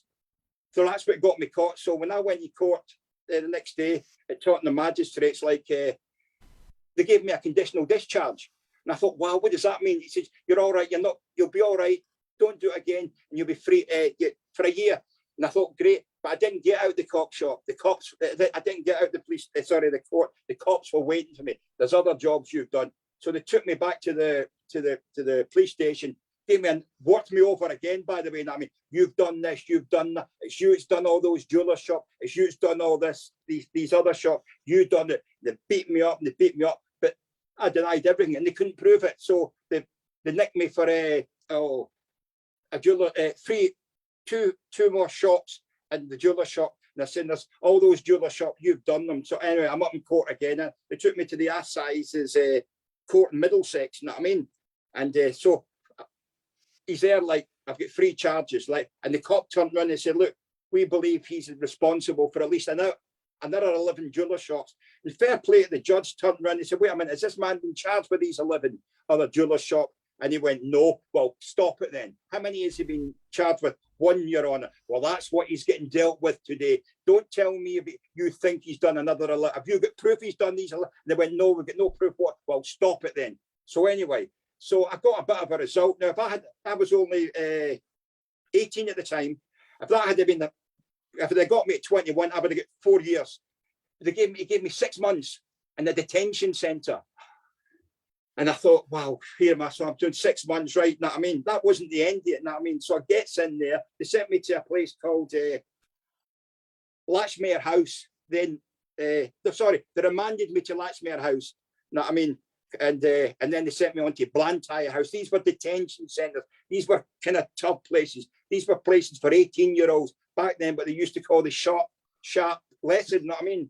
So you would do that sort of thing, you know what I mean? And I'm in there. I remember my very first night in there, and they used to take you to the canteen to give you a canteen to get your toothpaste, whatever, cigarettes, and not cigarettes, it was tobacco. So that was kind of decent, because most prisons, when you get into them, you've got to wait until canteen day comes. So you could, if you're a smoker, you could maybe wait 5 days to get a cigarette, you know what I mean? And but they used to take you the first night to make sure you had a bit of tobacco. And as I was waiting in the queue, this big black guy came up to me, you know what I mean? Huge big guy, you know what I mean? And he handed me a note. And as I read the note, it said on it, like, toothpaste, sort of like tobacco, packet of sweets, and custard creams. And as I read it, I thought, what was this all about? And then the penny dropped. He was telling me to, out of my canteen, he was bullying me, that I was to get this for him. You know what I mean? And I always remember saying, custard fucking creams and just nutted this guy on the face and then pummeled him to bits on the bloody floor. Everybody all jumped back. Even the screws jumped back and said nothing. Because I found out later that this guy was a notorious bully, this big guy. But he'd run into the wrong man, Jack, and I left him nothing. A screw later on was so pleased that he got a hide. He gave me a half ounce. I took the half ounce, but I gave it to another con because I was taking nothing off screws. I was too anti-authoritarian to have anything to do with those guys. I just gave it, you have that, mate. He was delighted. But this guy, you know what I mean, was trying to bully me. And this is what he'd been doing all the times and getting away with it until he'd run up to the wrong man. And again, that got me a bit of a reputation in the detention centre. And people were saying, well, he's done that. He done him, who was frightened off, by the way. So I was in there. And the next night, you had to march for free. They had this policy like a march. And they used to put big army boots. And they marched up and down the square. But you could see through the windows in the square, Jack. There was it was a TV room. And you could hear sort of like, you know, what was on the TV. And as we were marching up with these boots, left, right, Top of the Pops was on. And I can always hear ABBA singing Waterloo. Do you remember that song, Waterloo? Every time I hear it on the television, when I hear Waterloo, it takes me back to Blantyre House Detention Centre. So that was the procedure for 3 weeks. It was march left, right. God knows what that was going to, how that was going to rehabilitate us, by the way. But that was the philosophy back then. And Waterloo, as I said, every time I hear Waterloo. So after 3 weeks, you're then an old lag. You're put back in, you're put into the detention centre. And I thought that was it. And then I got another bit of bad news. The police come up and charged me again for another jeweler shop. This guy that had grasped me, you know what I mean, and gave evidence against me. So they gave me another 6 months in top for that. So I was doing it. It was a year, and I was absolutely gutted because I had my in my mind what day I was getting out. So there was this guy called Paul Lee had stuck me in again, you know what I mean. So there I was. So that was it. And there was a guy there. Oh, he's a terrible man. He was a very, very religious man, this screw, you know what I mean. And you can never, all you ever get out of was like, Jesus says, okay, fair enough, by the way. I mean, Jesus this and Jesus that. But he would say things to you like, by the way, that your blood is stained with Satan and all that. And if you ever had kids, my advice to you is get them, either don't have kids, get a vasectomy, or at least get them adopted, because you are definitely going to pass on your tainted blood, the devil's blood, to this guy. Now, I put up with all this, by the way, because really I wanted to punch him right in the nose, but that's just silly. That would have been more time. So and then he used to open up Bible classes, but nobody, if he had tried to have been a bit of a decent guy and say, look, I'm a religious man, let me introduce you to Jesus, maybe somebody would have listened to him, but not the way he was doing it, by the way. This was an evil guy, but this was a guy who was definitely, by the way, all for the old eye for an eye, tooth for a tooth sort of a guy. So he used to say this all the time, and he was a bully. And when he opened up his Bible class, nobody went. I could still see him now nearly crying. Anyway, to cut a long story short, when I got out, he came with us, by the way, you know what I mean? And he was taking us down to the train station. That I mean, we were going, there was me and two other cons, and he was saying to us on the van, when you get to the train station, don't be getting in the buffet bar, don't be getting a drink, don't be doing nothing and all that. He was saying to us, you know what I mean? And you know what I mean? And he gave me a letter of introduction to some factory somewhere, a brick factory or something. He said, I know this man, you'll get a job there, just mention my name. Anyway, we got to the what do you call it, the train station. And as we got there, we were on the platform. He's waiting to make sure we got on the train, right? And one of the guys says to him, like, is it all right if I go for a toilet, sir? And I said to the con, pardon my French, what the fuck are you asking him if you can go to the toilet for? We are free men now, by the way. We don't need to ask this guy for anything, by the way. How much money have we got, boys? Free, let's go in. We went in, we all get beers, and I went right up to him, by the way, drinking a can of beer, by the way, you know what I mean? And drinking it in front, and the veins were popping out of this screw's head. They hated, they wanted to kill me, but he didn't have the guts to do it. Anyway, and I always remember, he gave me, you know, I said, like, an introduction to a job, and I remember throwing it at his foot and said, listen, you cunt, telling me my kids are stained with the devil's blood, and you fuck off, you mug, you're nothing to do with me. We all jumped in the train and off we went. To the day he dies, he'll never forget the way I spoke to him that day. He's probably long dead, gone now. But he was there was something wrong with it. This was a man who had took religion to the extremes, by the way. You know what I mean? You know, it was always like, you're going to burn in hell, you're going to do this, and you're going, and you've got sort of like there's a demon in you, by the way. Oh, that's what he was on about all the time, by the way. You know, funny enough, I'm going to fast forward a bit of demon. I was with my wife, but I married him out, and I was up in Blackpool one day. And a girl come up to me. She was an Irish. You know those ones that tell you those little posies and all that, know what I mean? And tell you your fortune. And she'd got a couple of anyway. I said, no, I don't believe in all that. And she said to me, like, no, please, look, give me £1. I'll just put my hand in your heart, by the way, like, and I'll tell you your whole life. Oh, and for a bit of fun. So I gave her a couple of quid, and she put her hand on my heart, and she jumped back like she was in agony and screaming and run down. She threw the money back to me and said, the devil's in you, and run away. I thought, oh my God, maybe that screw was right. I don't know, maybe I do have it, but I'll never forget that. My wife said, well, what's going on? I could still see it. And her friend was saying, what's up? Get away from this man, get away from this man. There's a demon in him. And they run away up and they run away and left me on Blackpool Beach. I only remember that little story because I was just telling you what the screw does. But so I sometimes chuckle, think maybe that screw was right. The devil was in me after all. But yeah, so I'm back to London now. Know what I mean? You know, I'm out of the detention centre. Know what I mean? I'm still not 21, so I'm not been to the men's prison system yet. Know what I mean? I've still. Know what I mean? So like we're out there, and of course, as I said, I've no intention of working. So it's back to the old haunts, back to the old friends. Nora, of course, I'm nearly turning 21 now, by the way. So it's a case of like, I'm no longer a 14-year-old boy. You know what I mean? My mind is completely developed. I want more money and all that. You know what I mean? And this is how I got my first sentence. You know what I mean? Where we'd been in a sort of pub one night, fight. It broke out, by the way. A riot took place. You know what I mean? And what was sort of like funny about it, when the fight, I was fighting with the governor. He jumped me and all that. He grabbed my new sort of leather jacket and ripped it and all that. And I started to give him a hiding and all that. And a riot broke out. And there was a bunch of Irish lads there who had nothing whatsoever to do with us, jumped up and went fight. And before you know it, you had two completely different crowds fighting, two different fights simultaneously who didn't know each other from Adam, punching up. You know what I mean? So what had happened was like the fight broke out, by the way. You know what I mean? Sort of like a safe was robbed of £20,000, by the way. The police said it was all staged and all that, by the way, to get that money. But we all got away. But as I was running out, I was rugby tackled by a guy who was a post office man.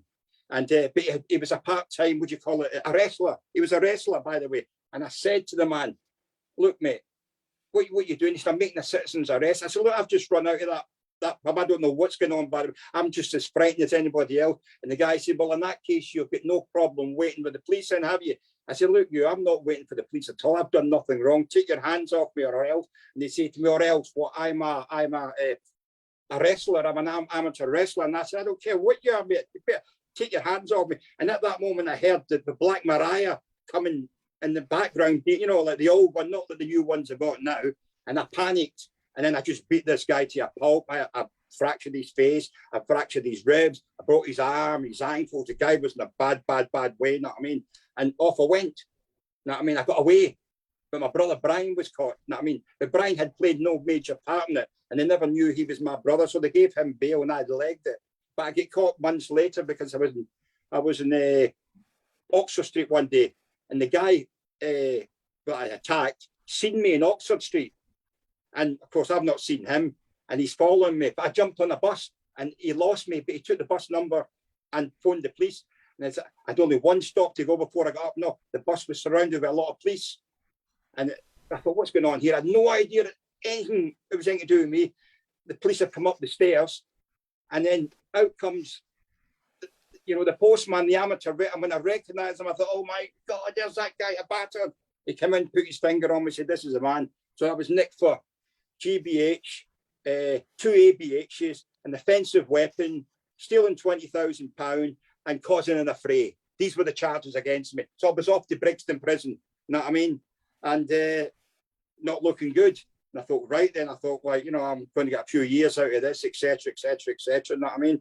So I'm in Brixton prison, by the way, and it was, Brixton prison was like, this was the day on remand. You could still get alcohol in there, Jake. So if you had a visit, you could get half a bottle of wine, or you could get a can and a half a lager. They always opened the cans up in front of you. So you know, to let the gas out, they would pour it into a cup. You would take it back to your cell, by the way. But that cost murders. It was bullying going on for the beers and all that. People would take it off you and all that sort of things. And of course, if you were, say, you were in Brixton, Jack, I could go, say you didn't get visits, I could go up to you and say, look, I'll get you a visit, get you some goodies, but I want the beer. So you would be happy. You were getting cakes and biscuits or sweets. But the deal was I would take the can and a half of beer, or you could sell the beer, by the way. I mean, I remember one guy under his bed, he had about a dozen cans with a tissue stuck in each of them, hoping the gas wouldn't escape. He was going to save them for the weekend. God knows what they tasted. We all know what flat beer tastes like. Even if you've got a tissue in it, the gas is still got out, but they still drunk it. That's why beer was kicked out of the prison system in the end, because people were getting drunk, causing trouble, beating the screws up and all the rest of it. So it mucked up for everybody else. But in the late 70s, you could still get alcohol only on remand, Jack, only on remand. So I'm in there, by the way. I'm in Brixton prison, and sort of like, you know, my brother Brian gets captured. He ends up in there with me as well, by the way. You know what I mean? So we're waiting to go to the Old Bailey. You know what I mean? And as I said, it was a case of like, I remember one day, it's funny how things stick out in your mind. I remember like, we were listening to the radio one day, and it keeps saying on it, a special announcement, then the music would carry on. I mean, a couple of minutes later, special announcement, there's a story coming in from America, and this was happening every 5 or 10 minutes. We can't say nothing yet, but there's a big story coming in from America. And we were talking, what the hell's going on in America? We thought a war had broke out or something. There was something going on. Something terrible was happening. And they were saying, hold on, folks, we're just getting it verified. We were all in, you know, the hairs were standing up. I'm like, what's going on? And then Elvis Presley has died. Ladies and gentlemen, the king is dead. Elvis Presley has died. I repeat, Elvis Presley has died. And I'm a bit of an Elvis fan, but I was absolutely gutted, you know what I mean? I thought, wow, Elvis is dead, by the way, you know what I mean? And all that night, they just played Elvis music on every single Elvis song that had ever been done. It was on the radio that night. We were all a bit unhappy, you know what I mean? We had a few cans of beer, by the way, because I was always buying drink for cons as well and drinking it. And everybody always bought them. I don't know if you still get it now. You know, Carlsberg Special Brew? That was the strongest lager at the time, by the way, Jack. So people would buy that because you got a better buzz out of that rather than the weaker lager. But that's what it was all out. Then we were there, and it was okay. And Brixton, as far as prison's concerned, it was some guy started a craze up with the Ouija board. They were sort of like contacting the dead. It was a con man kidding on. He was getting in contact with dead prisoners from Victorian times and all that. But it spread all through the wing, and people were getting addicted to it. And people are saying like, this guy would spell out somebody's daughter. He's obviously heard the daughter's name somewhere. But when the guy spelled out, he thought the guy was telling the truth. But it was a con. He was getting tobacco for it. He was getting this. But it spread all over. I mean, I remember one guy running out his cell screaming, he's just told me my son's name. How would he know that? It must be the truth. And I remember saying, look, mate, he says, this is a con going on. You don't believe this nonsense. He's getting tobacco out and all that. He's obviously heard your son's name somewhere along the line. But, of course, the governor banned it. Not that anybody bothered the backside of it, what the governor said, by the way. You know what I mean? They'd done it anyway. You used to get, you know, in the plastic bowl, people would get a plate, draw a circle around a plate, put the big plastic bowl over it, draw another circle around there, and write Roman numerals around it and all sorts of numbers from 1 to 9. And that's how they contacted the spirits. It's all nonsense.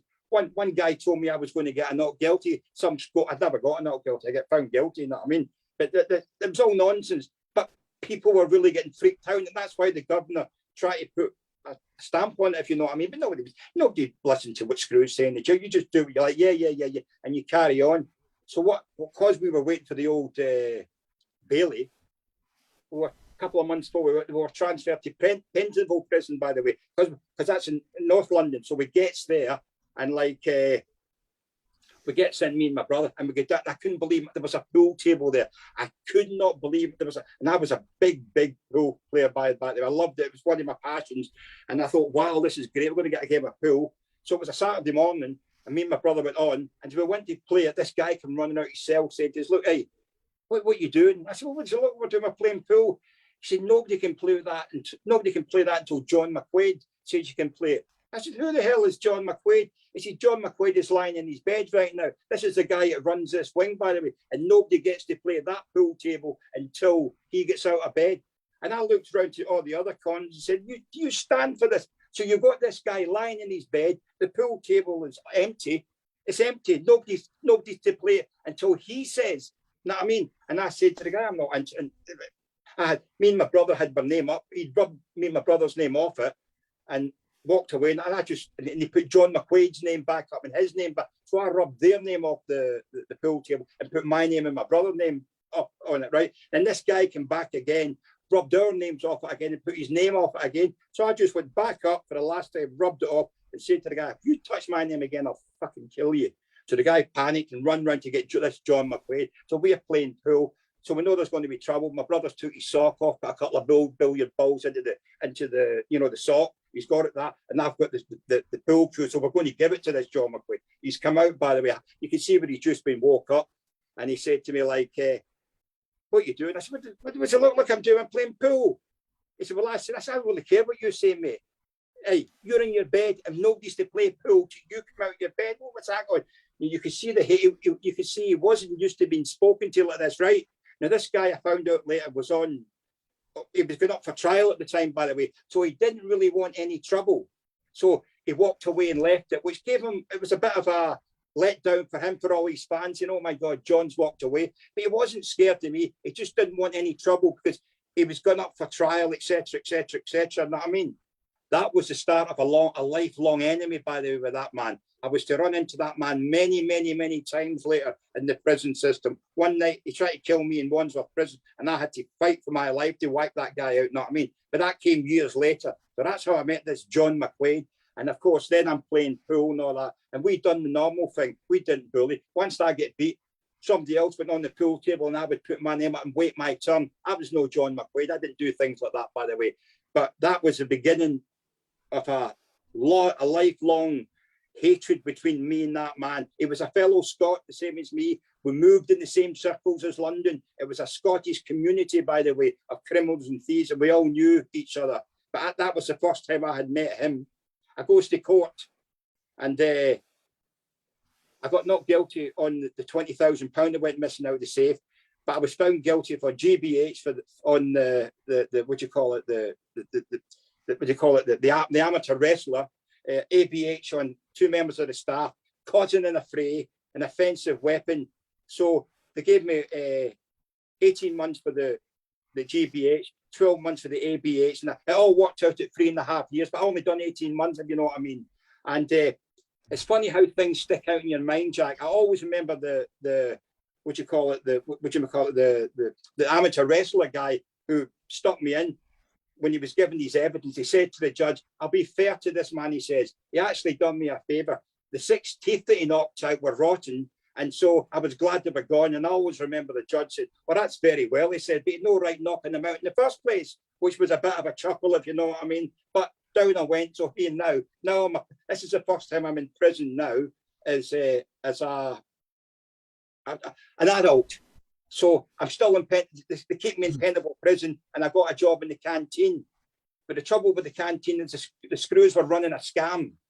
So if you bought your tobacco or your bread, or not bread, didn't sell bread, but biscuits, that sort of a thing, it was more expensive to buy out of the prison canteen than it was to buy out of the shop outside. And the cons were always complaining about this. I pay such and such for tobacco out in the shop, and you're charging me 10, 15 pence more for it. But these guys, these ones that complained, were taking down the block, the punishment block, and been given a good hiding, by the way, sort of, Jack, a really battered. I remember this huge, big, fat screw coming up with all his knuckles all bleeding, all dead proud of himself, that having 6 of his pals beat one poor defenseless con up in the block. So people learned not to complain too much, by the way, but some people didn't give a damn. They did complain, but it meant a good bashing coming. It really did. They kicked the shit out of you down in the block, by the way. So I had this job, and I didn't like the job. I didn't like what was going on, and I tried to get out of it, but they refused. I could either have done 2 things: cause trouble, which had just meant more time on my sentence, and I'm not that type of con. I want out as quick as I can. So I'm in the canteen. My job was like a truck would come, and I would take in the sweets, the biscuits, sort of like I ate so many custard creams inside, Jack. To this day, I cannot stand custard creams. That seemed to be the only, them and those other ones, bourbons. That's all I seem to have had all the time. I hated them. And I remember one day, like when I was taking, the truck came in and I was taking all the biscuits in, and this screw said to me, do you know who's down there? And he was pointing to the ground. It was an old graveyard. And I thought, no, who's down there? He went, Crippen. I said, do you remember, have you heard the Crippen, Jack? That was that famous case away back. So I remember looking at his grave. By the way, it wasn't a grave, it was a concrete sort of block, but he was down. And I remember thinking, wow, because he was the first guy that had been captured. If a ship had followed him over to Canada or something, and he was caught because of the new Marconi radio wave system or something, and then he was taken back. He went over there with his lover, who was dressed as a boy. I remember reading about it, and I thought, wow, I'm actually looking where this man had been buried. You know what I mean? So I always remember that. So after a couple of months, I was released again. So I'm back out in the street again. And of course, just back to my own ways. You know what I mean? Sort of like, I don't know if you want to come in, if you're getting to say so far or whatever, Jack. Yeah, no, you pretty much covered it all. And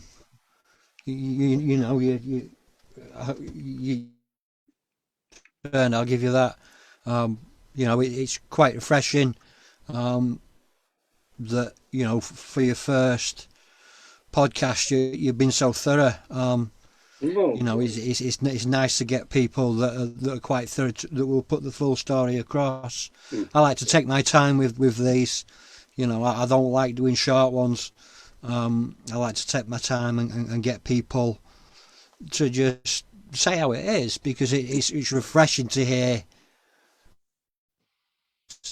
It's refreshing to hear somebody be so honest and open about their life, but honest and open about how prison was and is for them. Yeah, exactly. I would say to any man, a woman watching this, for God's sake, don't get involved with crime. Don't do it. Get yourself as best an education that you can, and try and get a decent job, have a decent life, get married, have children, and lead a normal life. Unfortunately for me, that wasn't the way I thought in those days, by the way. I was a completely different man to I am now. You know what I mean? All the crimes I've done, eventually, I paid for them. You know what I mean? I went to prison for them, you know what I mean, etc. You know what I mean? And as I said, that 18 months, there was other sentences to come, and I ended up in worse prisons like Parkhurst, Blundestone, and all these sort of things. You know what I mean? It wasn't until, later on I'd have thought, enough's enough. You know what I mean? But this was what was going on at the time, you know what I mean, in my life. You know what I mean? I'm out again, and as I said, it never entered my mind that I was going to ever get a job, anything like that. I liked being a thief, enjoyed it. It was an exciting life. It was sort of like it was an adventure. I had no remorse for what I'd done. You know what I mean? Sort of like, and that's just the sort of person I was. That was my mindset then. You know what I mean? To me, it was, I wouldn't say glamorous, because there's nothing glamorous about criminality. You know what I mean? Some people, like you see some of these people are talking there like it's, well, they've got this and they've got that and they've got that. That's not glamorous, by the way. They're just ordinary thieves. I admit what I want. I was nothing more than a thief, and a violent one at that, by the way. You know what I mean? But I got my comeuppance, and you sort of like, I fought the law and the law won, sort of thing. You know what I mean? I went inside, I'd done a lot of time, met a lot of people. You know what I mean? But I would never recommend that life for anybody. Prison is brutal, nasty, and thuggish. You know what I mean? The amount of people I've seen stabbed in prison, people have been raped in prison. I've seen people getting their face cut to bits with coffee jars in prison. I once had seen a guy to get out to an outside hospital eating light bulbs. I remember a pal of mine, David Campbell, saying, now look at this. And this guy came in once for prison. Show how. And the guy was a little bit embarrassed. God, show him. I couldn't believe it. He took my light bulb out of my cell, put it in his mouth and chewed it. I can still see all the blood running out of his mouth now, where he cut himself and swallowed it. And I thought, what on earth is going on here? And he said, well, I do this every time I want a little holiday in the outside hospital. They had to take him out, x-ray him, by the way, and sort of like, and give him a few days in the hospital before he was taken back. And I remember saying to him, don't you worry, you're going to kill yourself. Don't you worry, you're going to kill yourself. Oh, I don't worry about that. Now, this guy had done this about a dozen times, and he survived every time, Jack. Every single time. Obviously, the guy's got some sort of a mental health issues. And that was another thing about prison. The amount of people who had mental health issues inside was abominable. The drugs was sort of like everywhere. Heroin, cocaine, thing. I had a pal who got addicted onto on heroin simply by biting his fingernails. They used to bag up £10 bags and sort of like in Wandsworth prison, and bits of heroin was always getting under his nails. So he was chewing his nails all the time. Eventually, he ended up getting a heroin sort of like habit, Jack, and he ended up on the needle. He was found dead in the toilet in King's Cross with a needle hanging out his arm many years later, just because he'd been eating his fingernails, and there was little bits of heroin where he'd been bagging these bags up inside. I mean, it's a terrible way of living. I would never recommend that to anybody. For God's sake, guys, keep the hell out of jail. It's a terrible place. I mean, it really, really is. I'll give you an idea. My first night in Parkhurst prison, I've got there, like, I mean, I'm sort of like, I got a 10. This guy had, he threw my pregnant sister down the stairs. I'm jumping fast forward now, I mean, they got a 10. I left this guy brain damaged in the bad way, this guy. So, bosh, I'm off to the big house in Parkhurst, and I always remember sort of getting through the gates, and I thought, Christ, so it's come to this, right? And I mean, and then I was starting to think, I'm going to end up like a lot of my pals are either dying in prison or ended up, you know, I mean, been a very, very, I mean, I've got a pal who's still in now. He's been in prison since 1962. Anyway, I get to Parkhurst, and as I'm walking up, I had a box on me, and it was sort of, you know, your bits and pieces. And even in the jail, I couldn't keep my thieving hands to myself. I stole quite a few books out of Wandsworth Prison Library, and I put them at the bottom and put my own books at the top. So the screws never really checked. So I've got all these books. It's all history books. That was my passion. And as I'm walking through Parkhurst Prison, I got this big box on my shoulder, and all the cons are looking over the wing. I was on C wing, they put me, you know what I mean? And I remember hearing a guy shouting, ow, and it was a pal of mine, Black George, a good friend of mine from outside, who was doing 8 years where he'd robbed a bank and get 20 grand or something. I mean, it was nice to see him and hear his voice, but it was sad to see him in such a position. And anyway, and what I noticed, there were some people standing in underpants, and I thought, Christ, what's going on here? This guy's got underpants on, just standing with a pair of underpants on. C-Wing was a psychiatric ward at the time, by the way. But because there was so much overcrowding, just like now, Jack, back in the 70s and 80s, there was so much crowding in the prison. They were putting ordinary people, who, when I say ordinary, people who didn't have mental health issues like me, because of us, they chucked you in that wing as well. We were all chucked in, but really, it was a psychiatric ward. There was a doctor there called Cooper, and all the people who were getting the drugs off him were known as Cooper's troopers. I can still see them all lined up in Parkhurst right now, getting Lagacto, what they used to call liquid cosh. They would get their Lagacto, and they'd be stoned out their mind and fall asleep. But they were known as, under Dr. Cooper, as Cooper's troopers. So I'm in there, by the way, in my first night, and I gets invited to what they called a party. Gets in there, a couple of guys that I knew.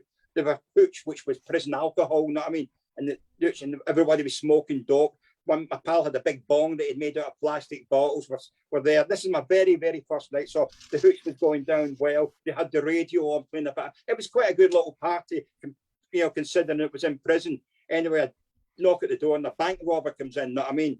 And he says to this pal, well, he wasn't really a pal, but this was the guy who invited me to the party. What about the money you owe me for the cannabis and all that? And this guy came from Glasgow, said, look, I've not got it, but when I've got it, you'll get it. Then the London villain said, look, you'll get it now, there's going to be trouble. And the Glasgow guy said to him, look, you're spoiling my party, don't you understand? You'll get it when I've got it. And the little London guy went, look, you'll get it now, or you're getting done. Words to that effect. At that moment, the Glasgow guy jumped up, kicked the door shut, pulled out a lump of wood from under his bed, and then just proceeded to beat the living daylights out of this bank robber. I mean, there was blood everywhere, and nobody was bothered. Everybody was still drinking their hooch. Everybody was still smoking their joys. It was like watching sort of like a bad movie where this guy was just getting pummeled to bits by a lump of wood. And then he pressed the bell, the inside bell. I'll never forget the screws, look at the screw's face. When the screw opened the door, he just threw him right out into the landing, thud, blood everywhere. And we just carried back on with the party. That was my first night in Parkhurst prison. I'll never forget it. I remember thinking, Christ, if I come to some place here, that was typical. That was the sort of thing that was going on in like Parkhurst prison all the time. And everybody was there. Reggie Kray was there. A lot of the big sort of like guys that robbed banks were all in there, by the way. You know what I mean? And it really was a very, very sort of like, it's a violent place. It was always somebody getting stabbed and this and that. And you were talking to people all the time, who had deep mental health issues. You had to be very careful what you were saying. I remember a guy walked by me one morning and went, "Hello, Al," and I was stoned out of my mind, Barry. I was on the pub and I didn't really notice the guy. I'd only caught him out the side of my eye. Then he stopped and I could hear what he was thinking practically. Al's not fucking acknowledged my good morning. So he's run down the wing, went up the back stairs, come all the way down the landing, run down, come down the front of the stairs, come all the way, walked up to me again. "All right, Al." I went, "Oh, Bill, how are you going, mate?" And then he was okay then. "Oh, all right, Al, yeah, good. And I went away. This is how easy it is to get shanked in prison, Jack. He would have went back to his cell and think, "Well, Al never said hello to me. Then he would have worked himself up and up and up and up, and convinced himself that the reason I never acknowledged him is because I hate him, that I'm going to do him." And then he would get it into his head, "Well, I'm going to do him first." And that's how it happens, Jack. You're sitting you're in the landing, the queue, waiting to get your dinner, and all of a sudden somebody comes running out of there and you're stuck in the back. As simple as that, by the way. It's that easy, by the way. You had to be on your toes all the time, who you're talking to with these people. You know what I mean? Because they get paranoid over it. There was a man there, like, you know what I mean? I didn't actually see this, but he was writing a letter to his girlfriend, I was told, and somebody walked by, just said, I can't remember the girl's name, I just said Dorothy or something, and he wrote, "Dear Dorothy," and this lunatic thought he was writing to his wife, and killed him, stabbed him with a broom handle, dead. No, I mean, his wife just happened to be called Dorothy as well or something. I mean, that's not the real name. I can't remember the name of the person now. I mean, I never personally witnessed that. One of the other cons told me that happened before I got there. But that's the sort of prison it was like. It was all sort of like, you know what I mean, you know, the second day in prison, they take you over to see the doctor. You get there, by the way, and you're talking away. And this guy was talking to me, very pleasant, I mean, middle-aged man and all that, I mean, and you wait to see the doctor, and it's nothing special what we're talking about now. Then I went out to and you get checked up with the doctor, and I came back out and this guy was gone, and another con come over and sat with him and said, "Do you know who you were talking to?" I went, "Who's that?" I said, "That's Reggie Kray." I was shocked, Jack. I really was shocked, but not because it was Reggie Kray. It was how he looked. He was very haggard looking. He was very thin in the face, which is understandable. The man had been in prison for about 15 years by that time, you know what I mean? And it was nothing like those, you know, those wonderful photographs you see in the 1960s with the twins and all that walking up here. It was nothing like that whatsoever, by the way, you know what I mean? And that's how I met Reggie Kray. 2 minutes later, I saw the Yorkshire Ripper. He walked by, but he was separated. There was a big metal gate, you know, in Parkhurst prison. And we were waiting to see the doctor on one side of the railings, but on the other side of the railings were where the hospital wards were. And that's where they'd kept the Ripper. And his face was still very, very, very, where it had been cut open with a coffee jar by a guy called Costello, a Glasgow guy. He ripped his face open there. And I could still see the scars all on the Ripper's face right now. And I remember thinking, yeah, you deserve that, mate, after what you've done to them poor women, you know what I mean? So I was delighted he got it, by the way. I only seen him for a couple of minutes and he moved on. But every time I think the Yorkshire Ripper, I always think that's all the Yorkshire Ripper and Reggie Kray for the very first time on the same day. And that's that. When I got in, when Reggie again, I'll carry on with him. I knew him in Parkhurst prison. Nothing like what you read in the papers or what you see in movies. It's a very quiet, inoffensive man, very polite, by the way. I liked him. I mean, I had many a conversation with him, but as I've said to many people before, me and Reg were not friends. He never discussed his life of crime with me. I know no more about his life of crime on the out than you do, Jack. You know what I mean? Only what I've read, of what I've heard. I know nothing about him. The conversations I have were humdrum things. Like, I remember one day we were down by the TV room was on C Wing in Parkhurst. The TV room was little place down at left-hand corner, but there was a little cooker room there.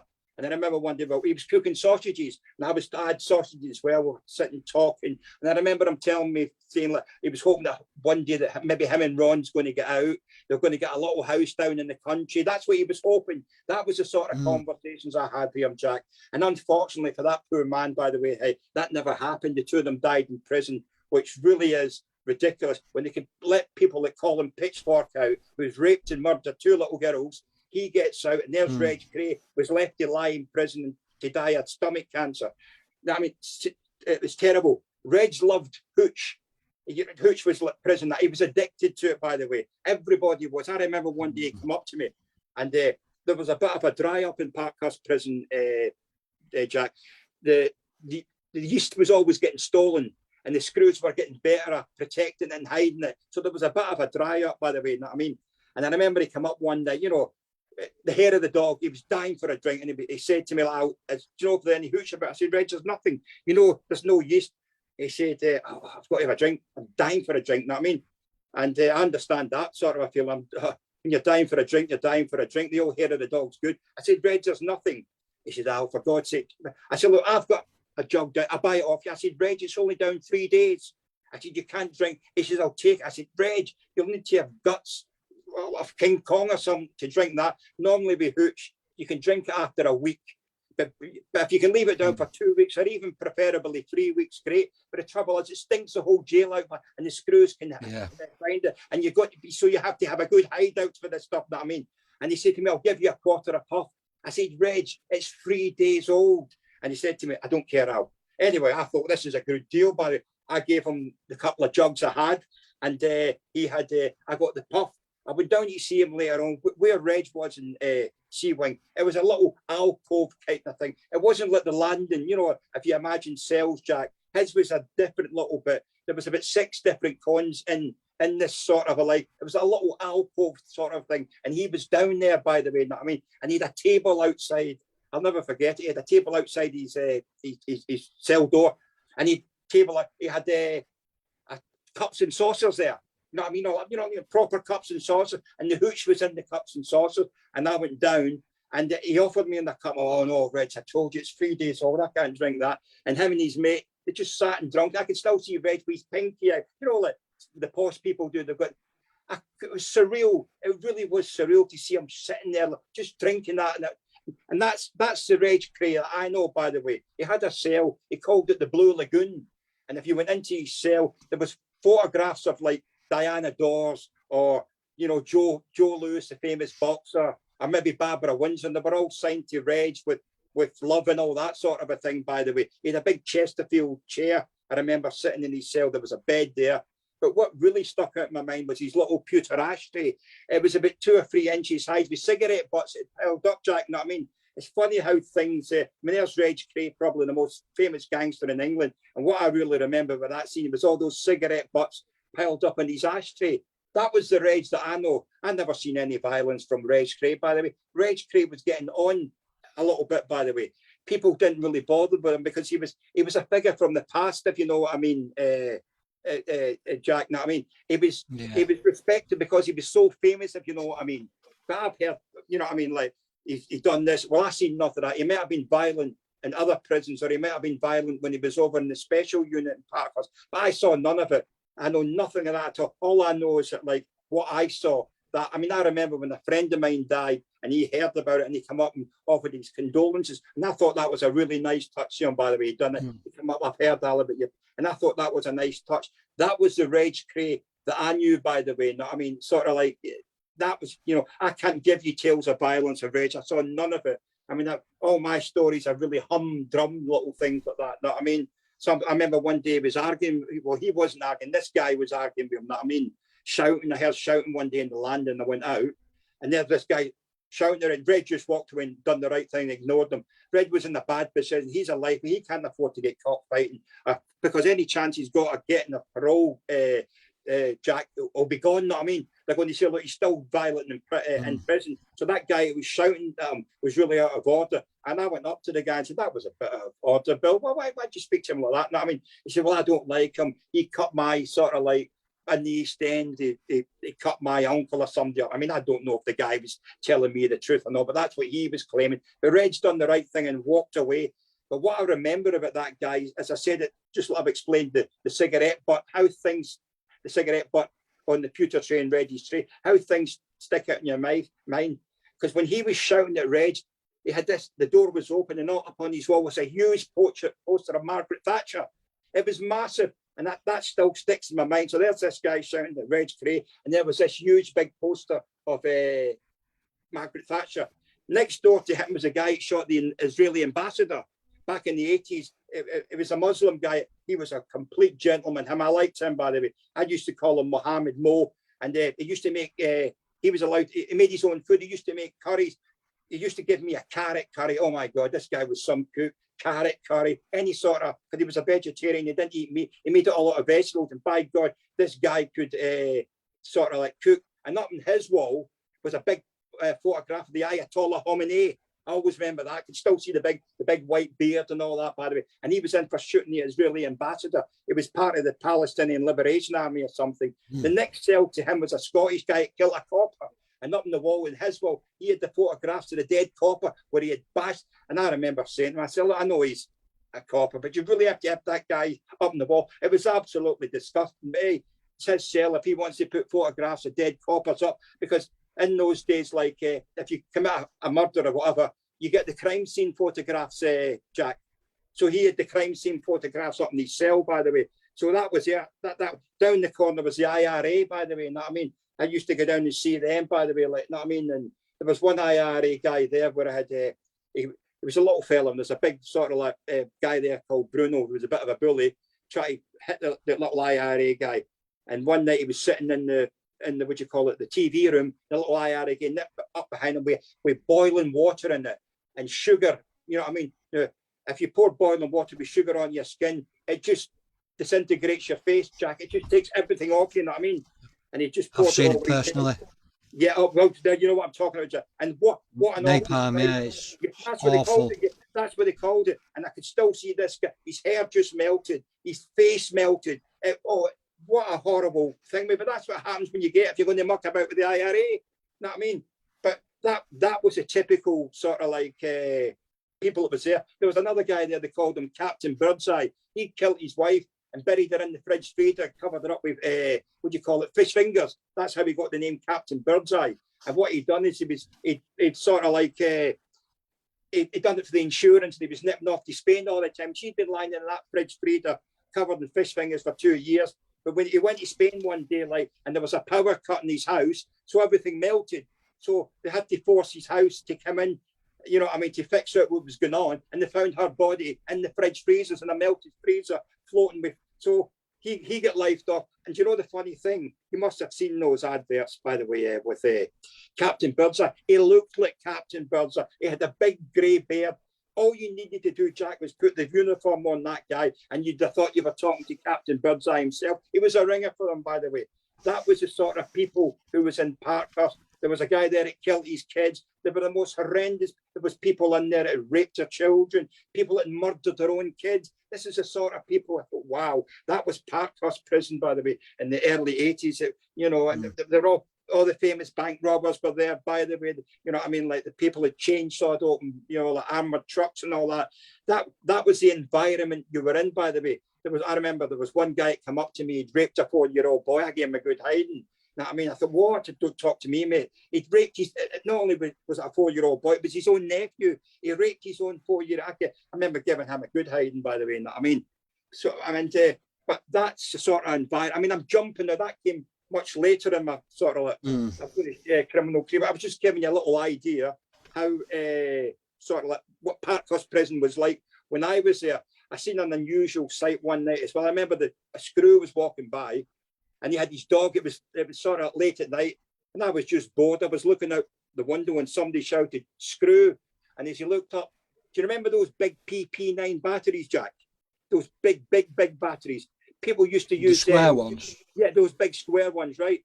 Yeah. All of a sudden, I seen a huge big battery come flying out. Obviously, it was meant for the screw, and it hit the Alsatian dog right in the head, knocked it out. I felt so sorry for it, by the way. The screw was going ballistic. He was calling them everything under the sun. He didn't know who'd done it, but it knocked the poor Alsatian out, kaput. And people, there was budgies all over the place. They were, oh my God, you know what I mean? Budgies. I used to walk down and, you know, you'd have a jug of water, and the budgie would just come jumping right into your jug of water and start to have a bath and all that something. They were all over the place. People would sort of like, you know, keep budgies. I remember going to see this guy one day, and I was talking to him, and I leaned on his cell door, but I didn't realise there was a budgie on the cell door. And as I shut the door a little bit, it decapitated the budgie. Oh, I felt awful. I didn't know where to put my face. I could still see this little thing, his body flickering all over the place. And the guy was looking at me like, oh, like he wanted to murder me, by the way. And I thought, I've got problems here with this nutcase. I'm either going to have to do him on the spot, or hopefully I can talk him out of it. I said, look, I'm really sorry. I didn't know what happened. I know you're selling them for 2 ounces. If I give you 4 ounces, will you be happy at that? And he was saying to me like, well, I've had it as a baby and all that. And that was my favorite one. And he was really, you would think he was talking like it was a child. And to some of these long-term cons, Jack, it was a child. That was their only company. But he accepted the 4 ounces. And I was pleased because I had 2 things. I was going to either, he was going to kill me or I was going to do him. And for the sake of 4 ounces, it was over and done with. Nobody got hurt, and I moved on. But I did feel so sorry about that little budgie. I can still see it with no head, flickering sort of like all over the place. There was another budgie that gets sold. They called it Hercules. It was the biggest budgie you ever saw in your life. And they sold it to this guy for 4 ounces. As soon as they got out on the landing, it crashed into a wall, was killed. The budgie was blind. They couldn't see where it was going. This guy had conned them. That caused a lot of trouble, by the way. The guy who sold the budgie got stabbed for that, know what I mean? A blind budgie, you know what I mean? Never told the guy it was blind, know what I mean? So, and it just flew straight out and into a wall and was killed.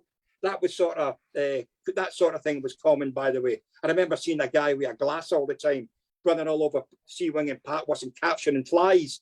And my curiosity it was a black guy, my curiosity got so better me. I thought, what is going on here? I'd seen it for weeks. You would see him, he'd run up with a glass. As soon as there was a fly, he would put his glass on the wall, capture the fly, put a little bit of paper in between the wall and the glass, capture the fly and take it back into his cell. And I went to his cell and I went, look, excuse me, mate, you can tell me to bugger off if you want. What's the score with the flies? And he took me into his cell, and up in his wall, he had a huge cardboard box, super glued or glued onto the wall.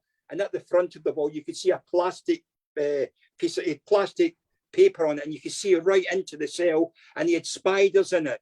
And this is what he was doing. He was putting the spiders in. He went, watch this. I'll never forget it. There was a little fly clinging for dear life at the top of the box. He just hit the top of the box. The fly must have been stunned, hit the bottom of the box, and the fly was on him quicker than you've seen bolt and run. I've never seen nothing like it. This is what he was doing.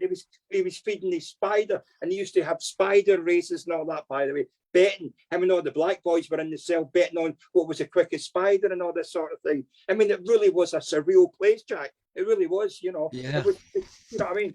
They didn't send choir boys there, by the way. It was the worst of the worst in there, you know what I mean?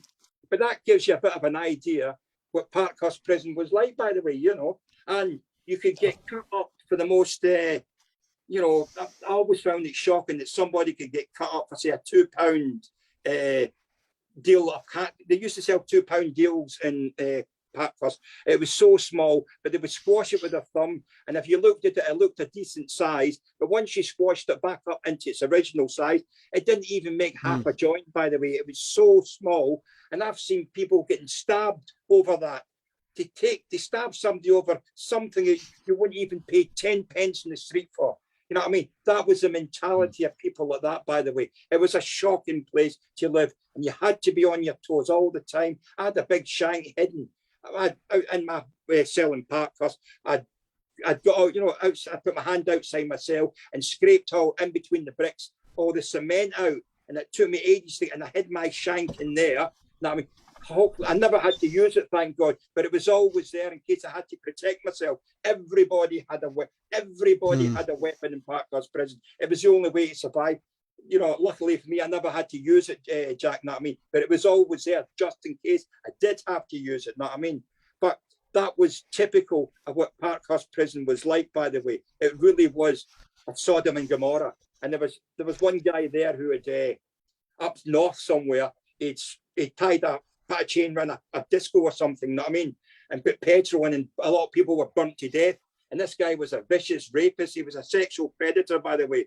I mean, he would try to entice guys into his cell, buy them, you know, not toys, like a watch, give them food and all that, by the way. And he was always buying them presents, and then he would rape them after a while. I mean, there was a catalogue in Parkhurst prison called K's Catalogue. So you could order clothes, you know, like shorts, trainers, all that sort of a thing. Or you could get your own clothes handed in. But most people like me, I bought mine out the catalogue. You could order socks, sports shorts, trainers. So everybody walked about in shorts on and trainers. That's what everybody wore in Parkhurst. Unless you were really poor, you had to wear the prison gear, by the way. To be fair, some people deliberately wore the prison gear. They wouldn't give in to buying sort of like any trainers. They thought, well, I'm in prison, I'll just dress like a prisoner. And that's fair enough. They could afford to buy the stuff, but they refused to. But that's what it was like. It was just a little idea what Parkhurst prison was like when I was there.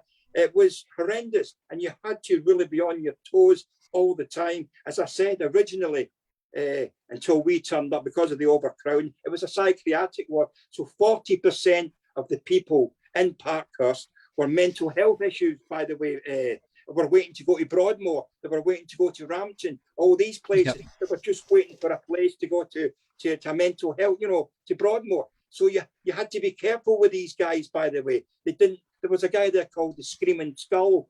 I'm not exaggerating, Jack. It was a bag of bones. You thought you would see it was a walking skeleton, and he used to always go to the TV room demanding to get what he wants to watch on the television. Everybody hated him. He was always running to the screws and grassing everybody, but nobody bothered with him. He was an idiot, you know what I mean? But he was run to the screws and say, they won't let me watch such and such a place. And the screws would always say to him, you know, look, they don't like you, don't go in there, we keep telling you. And sometimes they would grab him and just throw him out. I remember one day I was walking by, Jack, and I just seen him come flying out the TV room.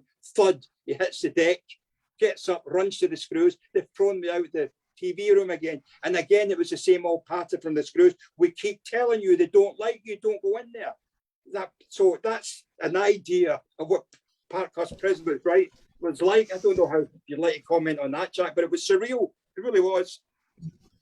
Yeah, I mean, I've seen some violence myself, and you know, one thing I will say, whatever you choose to call them, you know, old lags or seasoned prisoners or whatever you want to call them, it's the look. You can always tell somebody that's been there for a long time, because it's the look in the eye, it's the shuffle when they walk, it's how they hold the shoulders, their head down. You know, these people are just institutionalized, and it breaks my heart to think about that now. You know, I've seen people that I used to respect when I was a kid, you know, and I've seen them go from these big hard men to just institutionalized, and when they eventually did get out, they get bullied or whatever, because they've just had the hope knocked out of them. And prison back then, like I'm talking about the prison late 90s, early 2000, then you know, these people would, you know, ghosts of men. But now you look at prison these days, different world. And it's totally different. I mean, were it not for men like Alan Lord giving their own freedom for, you know, sat on roofs and you know, doing it that way to actually highlight you know, humanity in prisons, there wouldn't be any. That's right. Do you think it's too easy now? Oh, definitely, Jack. I mean, don't get me wrong. I wish I could got PlayStation 5s and all the goodies that they're getting now. If it was offered to me back then, of course I would take it. In my day, you got a radio, and you had to work hard to get that. It was a radio you got and nothing more. I mean, I enjoyed the radio, but that was it in my day. And of course, if you spoke to older men, sort of like, they would say, oh, there was no radio in my day, by the way. No, I mean, you're lucky you're getting that. No, I mean, that sort of thing, you know. I mean, I met this old boy, by the way, in there. To me, I always try to avoid the well-known villains like the Plague. I'm a sort of a stay in the background type of guy. Don't annoy anybody till they annoy me. Keep out of the way and try not to cause any trouble. But I met this old boy, and it was quite a famous the national media called him, or what was it? They called him Robin Hood. No, sorry, I'm telling a lie. Yeah, no, what was it they called him again? I can still see him with his big white beard now. Yeah. They called him Robin Hood. What he'd done is he used to drive one of those old, those Sunshine variety vans, and he had a bunch of old pals who were all pensioners and all that. Now, this man was about 82 when I met him, by the way. I was only in my 20s at the time, and he was telling me, and I remember reading about his case in the paper, never thinking for a second I was going to meet him. But what he'd done is he had stole about 100,000 or 200,000 pounds from the council or something and robbed it. And he told all his old pals that he'd won the pools or something. So he was taking them on day trips to all over Britain, to sort of like up to north, up to your part of the world, or Blackpool or Hastings, and he would pay, if they had an electricity bill, he would pay this, he would do that, he would give them wonderful treats, he would take them down to London. There was a bunch of about 12 of them, and he gave them a wonderful time. And of course, they thought he'd won the pools, but of course, he'd robbed the council of all this money until it's only when he got caught and they found out. And this old rogue had been in the prisons in the 1920s. And there was a story he told me that I found fascinating. Just like I had met him as a young man, and he was an old man. He remember telling me about the old Victorian villains that he had met in prison when he was a young man in the 1920s. He'd met men in their 80s and 70s who were jumping about the East End of London when Jack the Ripper was about. Now, I found this totally fascinating, by the way, that I was talking to a man who was talking to men who were alive and were in the East End when the Jack the Ripper murders were taking place. And of course, I asked the $1,000,000 question, did anybody ever have an idea who he was? And he said that everybody thought that it was a local man. It was a local man. And then he told me that all the women were armed. They had sticks and stones. Some had guns. The men were carrying axes to protect their wives and their daughters.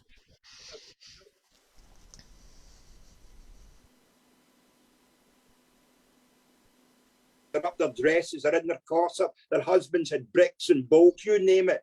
It was a state of panic. And I found that guy absolutely fascinated. I was actually talking to somebody who was talking to somebody who was alive at the Jack the Ripper murders. So that's the sort of thing I find interesting, Jack. You know what I mean? That old boy, wonderful old man. I remember him telling me when he was in Pentonville prison in 1920, when they used to give you an enamel. They give you a cup of tea at night. That was the last thing you got about 7 o'clock. And there was no handle on the cup. Now, you know what enamel like? It's like a metal, and it was boiling, sort of like the tea was boiling. And you had to stand there outside your cell and not drop it. If you dare drop that cup, even though it was burning into your hand, you would get a savage beating from the screws. And they would keep you there a minute, maybe even 2 minutes, while that was burning into your hand. And then it'd be about turn, quick march, back into your cell. And of course, the relief to put that enamel cup down where it was practically burning your hand off was tremendous. I found that interesting. That was 1920 in Pentonville prison. I liked that old boy. He was a wonderful old guy. You know what I mean? As I said, he's probably well dead now. But I would rather listen to him than listen to the Krays or any of these famous gangsters. All that stuff bores me, by the way. But people like that I found interesting, Jack. You know what I mean? But yeah, he was a nice old boy. In fact, they called him Robin Hood. They really should have called him Santa Claus, because the big white beard they had, all you needed, it was a bit like that earlier on when I mentioned Captain Birdseye. He also had a big white beard. If you'd have put a Santa Claus outfit on him, you'd have thought he was Santa Claus. But that old boy had been a thief since the 1920s and all that. He was an interesting old guy. You meet these sort of characters, by the way. You meet everybody in prison. You know what I mean? All sorts of people.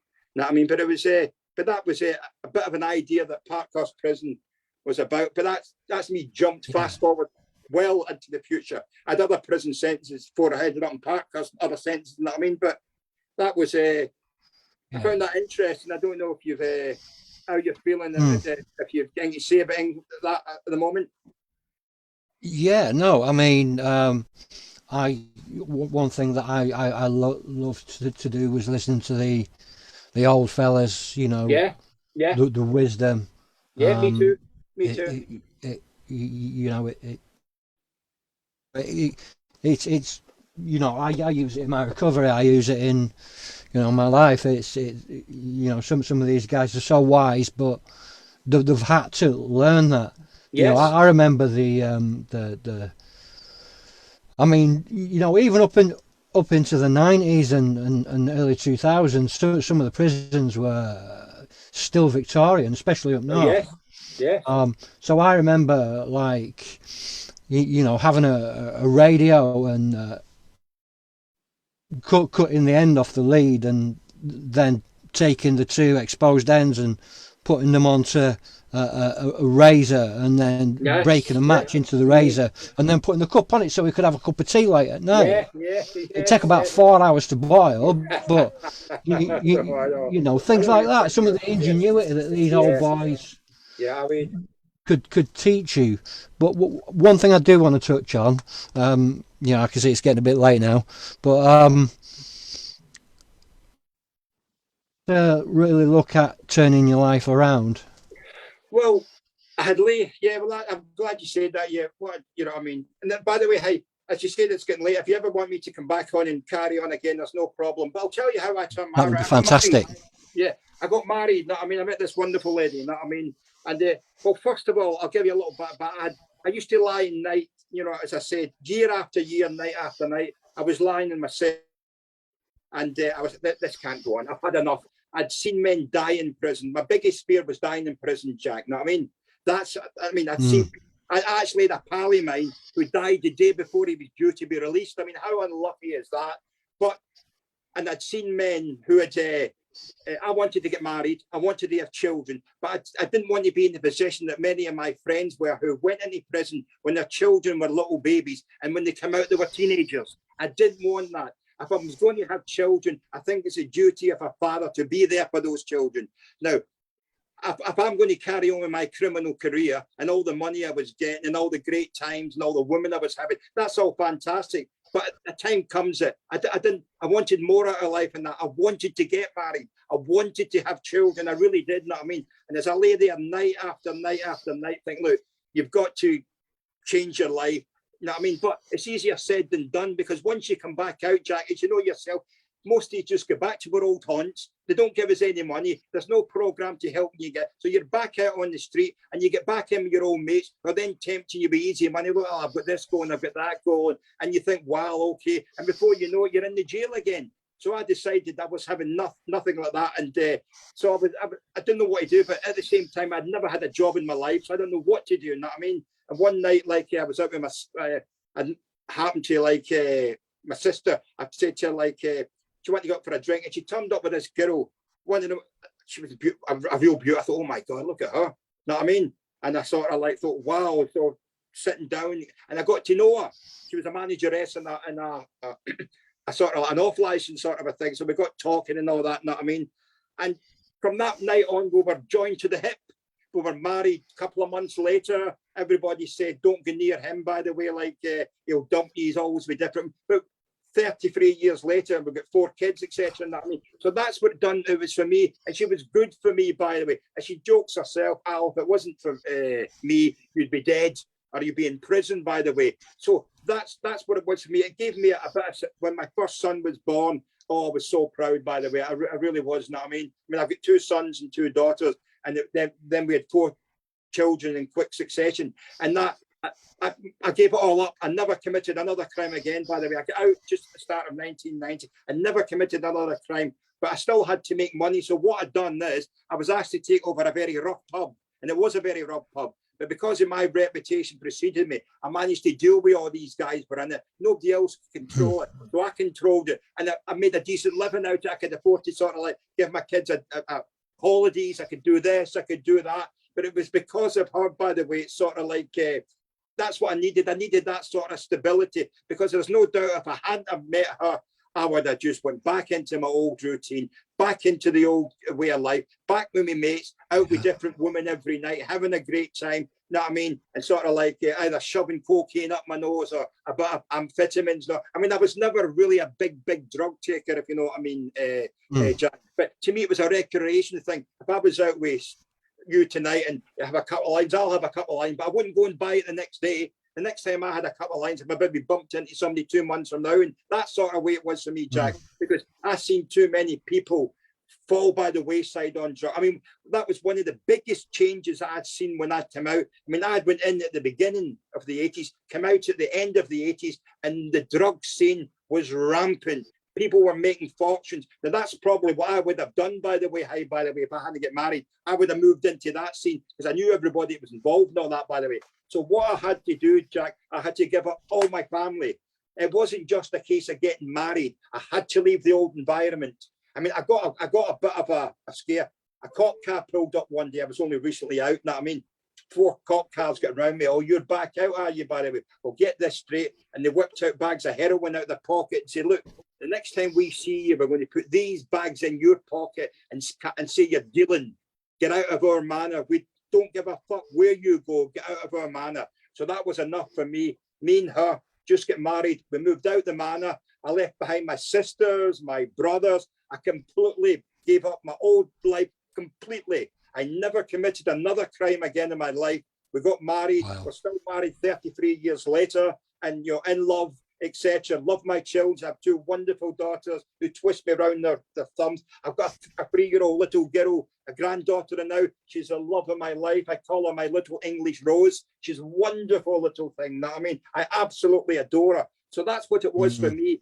And I would say to anybody who comes out of prison, I know how hard it is, guys. I know how tempting it is to get back into the easy money. But if you're going to hang about in the same old manner with your same old friends, there's a good chance you're going to get back into the old habit. Listen to somebody that's been there, done it, and wore the t-shirt. Give that life up forever. Get out of it.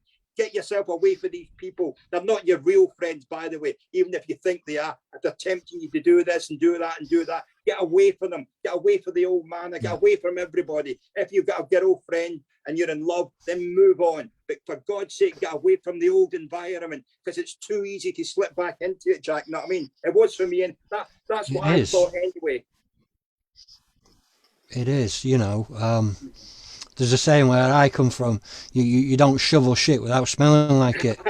Yeah, I know, yeah. And it's true, you know.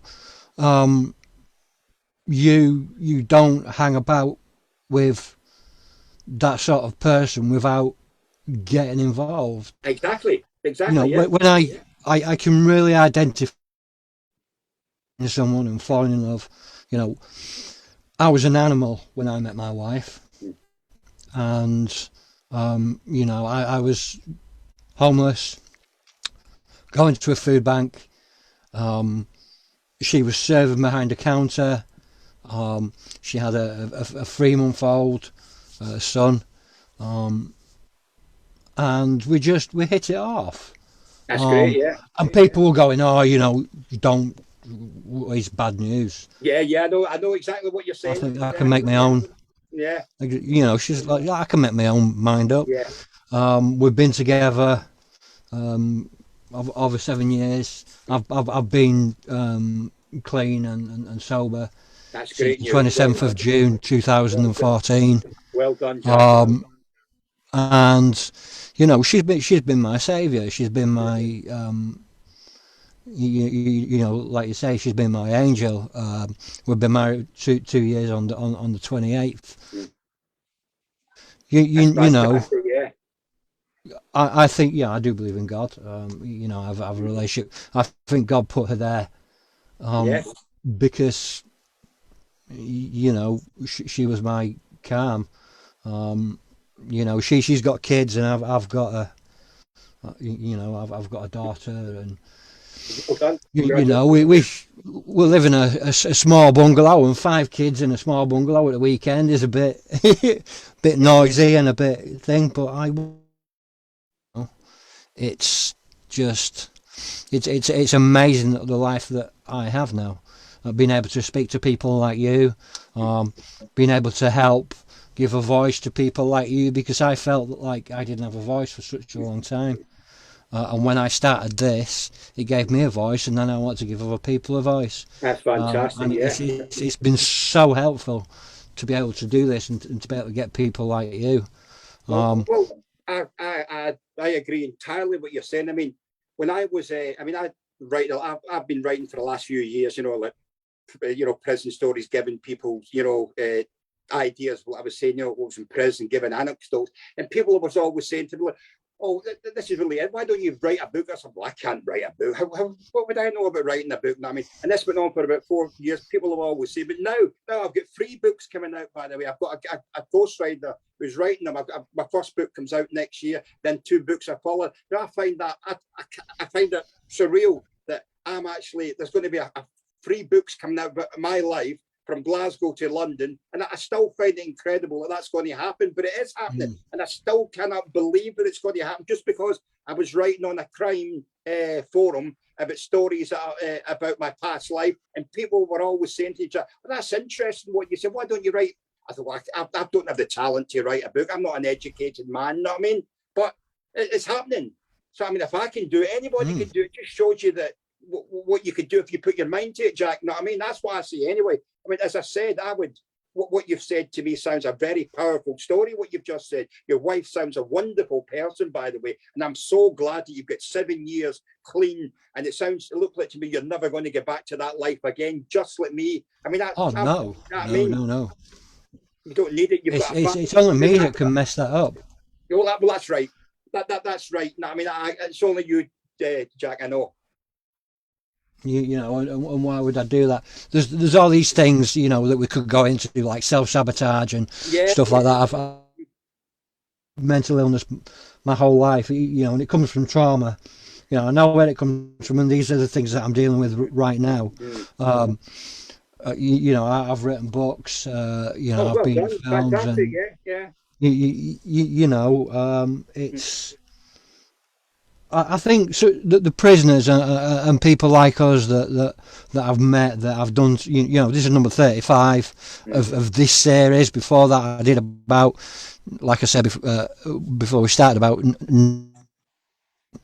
before that, you know, and I've spoken to people in America on their podcasts and stuff like that. I'm just so blessed, and the people that have been in the situation that we have, that have pushed through, it's all the same thing, it's all the creativity. Yes. And you know, creativity is the catharsism that we've found. I found this hugely cathartic. I don't go to AA or NA anymore. You know, I sometimes, you know, I listen to stuff online and stuff like that, but doing this is my AA, my NA, because I speak to people that have been through it. You know, 1.7k listeners at times, and it's fantastic. I love it. You've got something to be proud of. Well done. I mean, do you know what you just said there about one thing? You probably know this as well. One of the things I noticed about in prison with many men was how talented they were. There was painters there was writers, people who, if they were to channel that energy, that wonderful talent that they've got, but never ever had a chance, Jack, you'd never know what they could do, by the way, even without an education. You know what I mean? Like, you know, that sort of a thing. And it's the prison is full of people like that. If they were just to get a chance, Jack, a real chance of maybe writing or painting or you know what I mean, sort of like write an essay or something, it's there. It's there in abundance, by the way, you know what I mean? And sort of like another thing, when somebody once said to me, oh, you must really hate the police. I've never hated the police. The police never put me in prison, by the way, sort of like, Jack. It was me, my behaviour put me in prison. The cops were just doing their job at the end of the day. Okay, they were a bit rough, and I took some hell of a doings off them, and etc. But it was still me. What I knew, it was against the law what I was doing. So they were doing their job and put me inside. So I don't hold it against the police whatsoever, by the way. I've got no hate in me whatsoever anymore, Jack. No, I mean, no hate whatsoever. You know what I mean? As I said, I don't blame the only person to blame for my behaviour was me, Jack. And that's when I met my wife, and she turned my whole life round. There was somebody you could talk to. There's somebody you were in love with. There was somebody you could talk to that you could never talk with. And by the way, I'm a man's man, by the way. I always prefer the company of men, know what I mean? But you could talk with your wife or your partner or whatever, that you could never talk even with your best pal. Know what I mean? It's a different thing. So to me, like yourself, you found salvation in the end, Jack, and I'm proud of you, by the way. Even though we've never met before, I'm proud of you for what you've said. You've definitely went through the ropes here. I can tell by the way. I can tell by the passion in your voice, by the way. So I'm well proud of you for what you've done. And men like yourself and me, I reckon if we had had a chance earlier on, God knows what we might have done, Jack, with our lives. Yeah. I mean, because we don't know how to channel it, and Yes. it's a matter of finding that niche, that way to channel.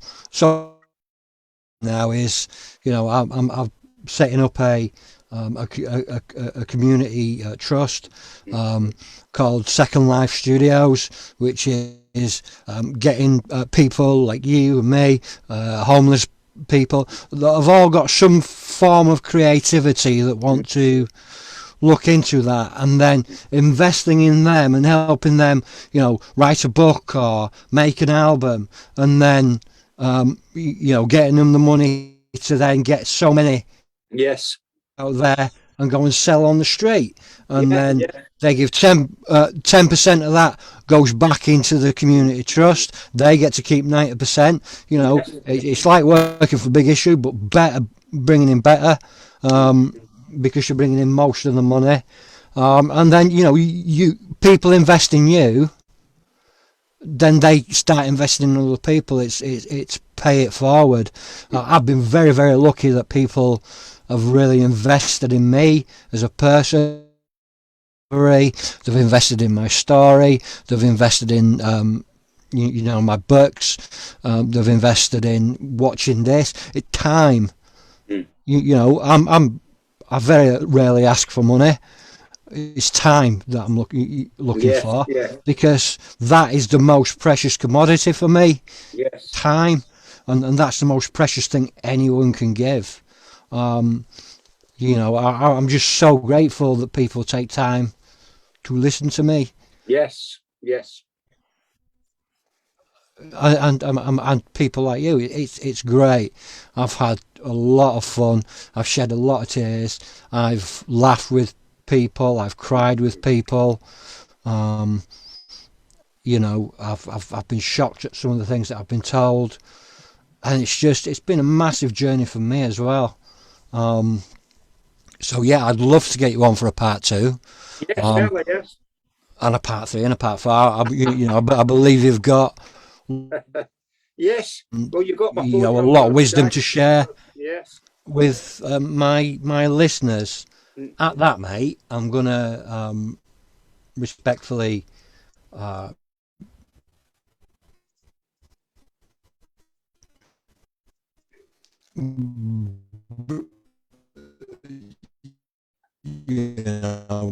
bring this to an end.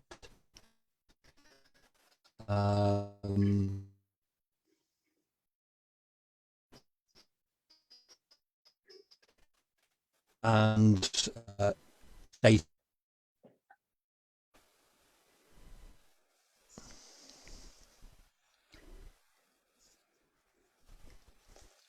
sorry, we froze there for a second, mate. Yes, I don't know what happened there. But, we'll get you back on in the new year for some more stories and some more of your wisdom. I think that would be absolutely fantastic.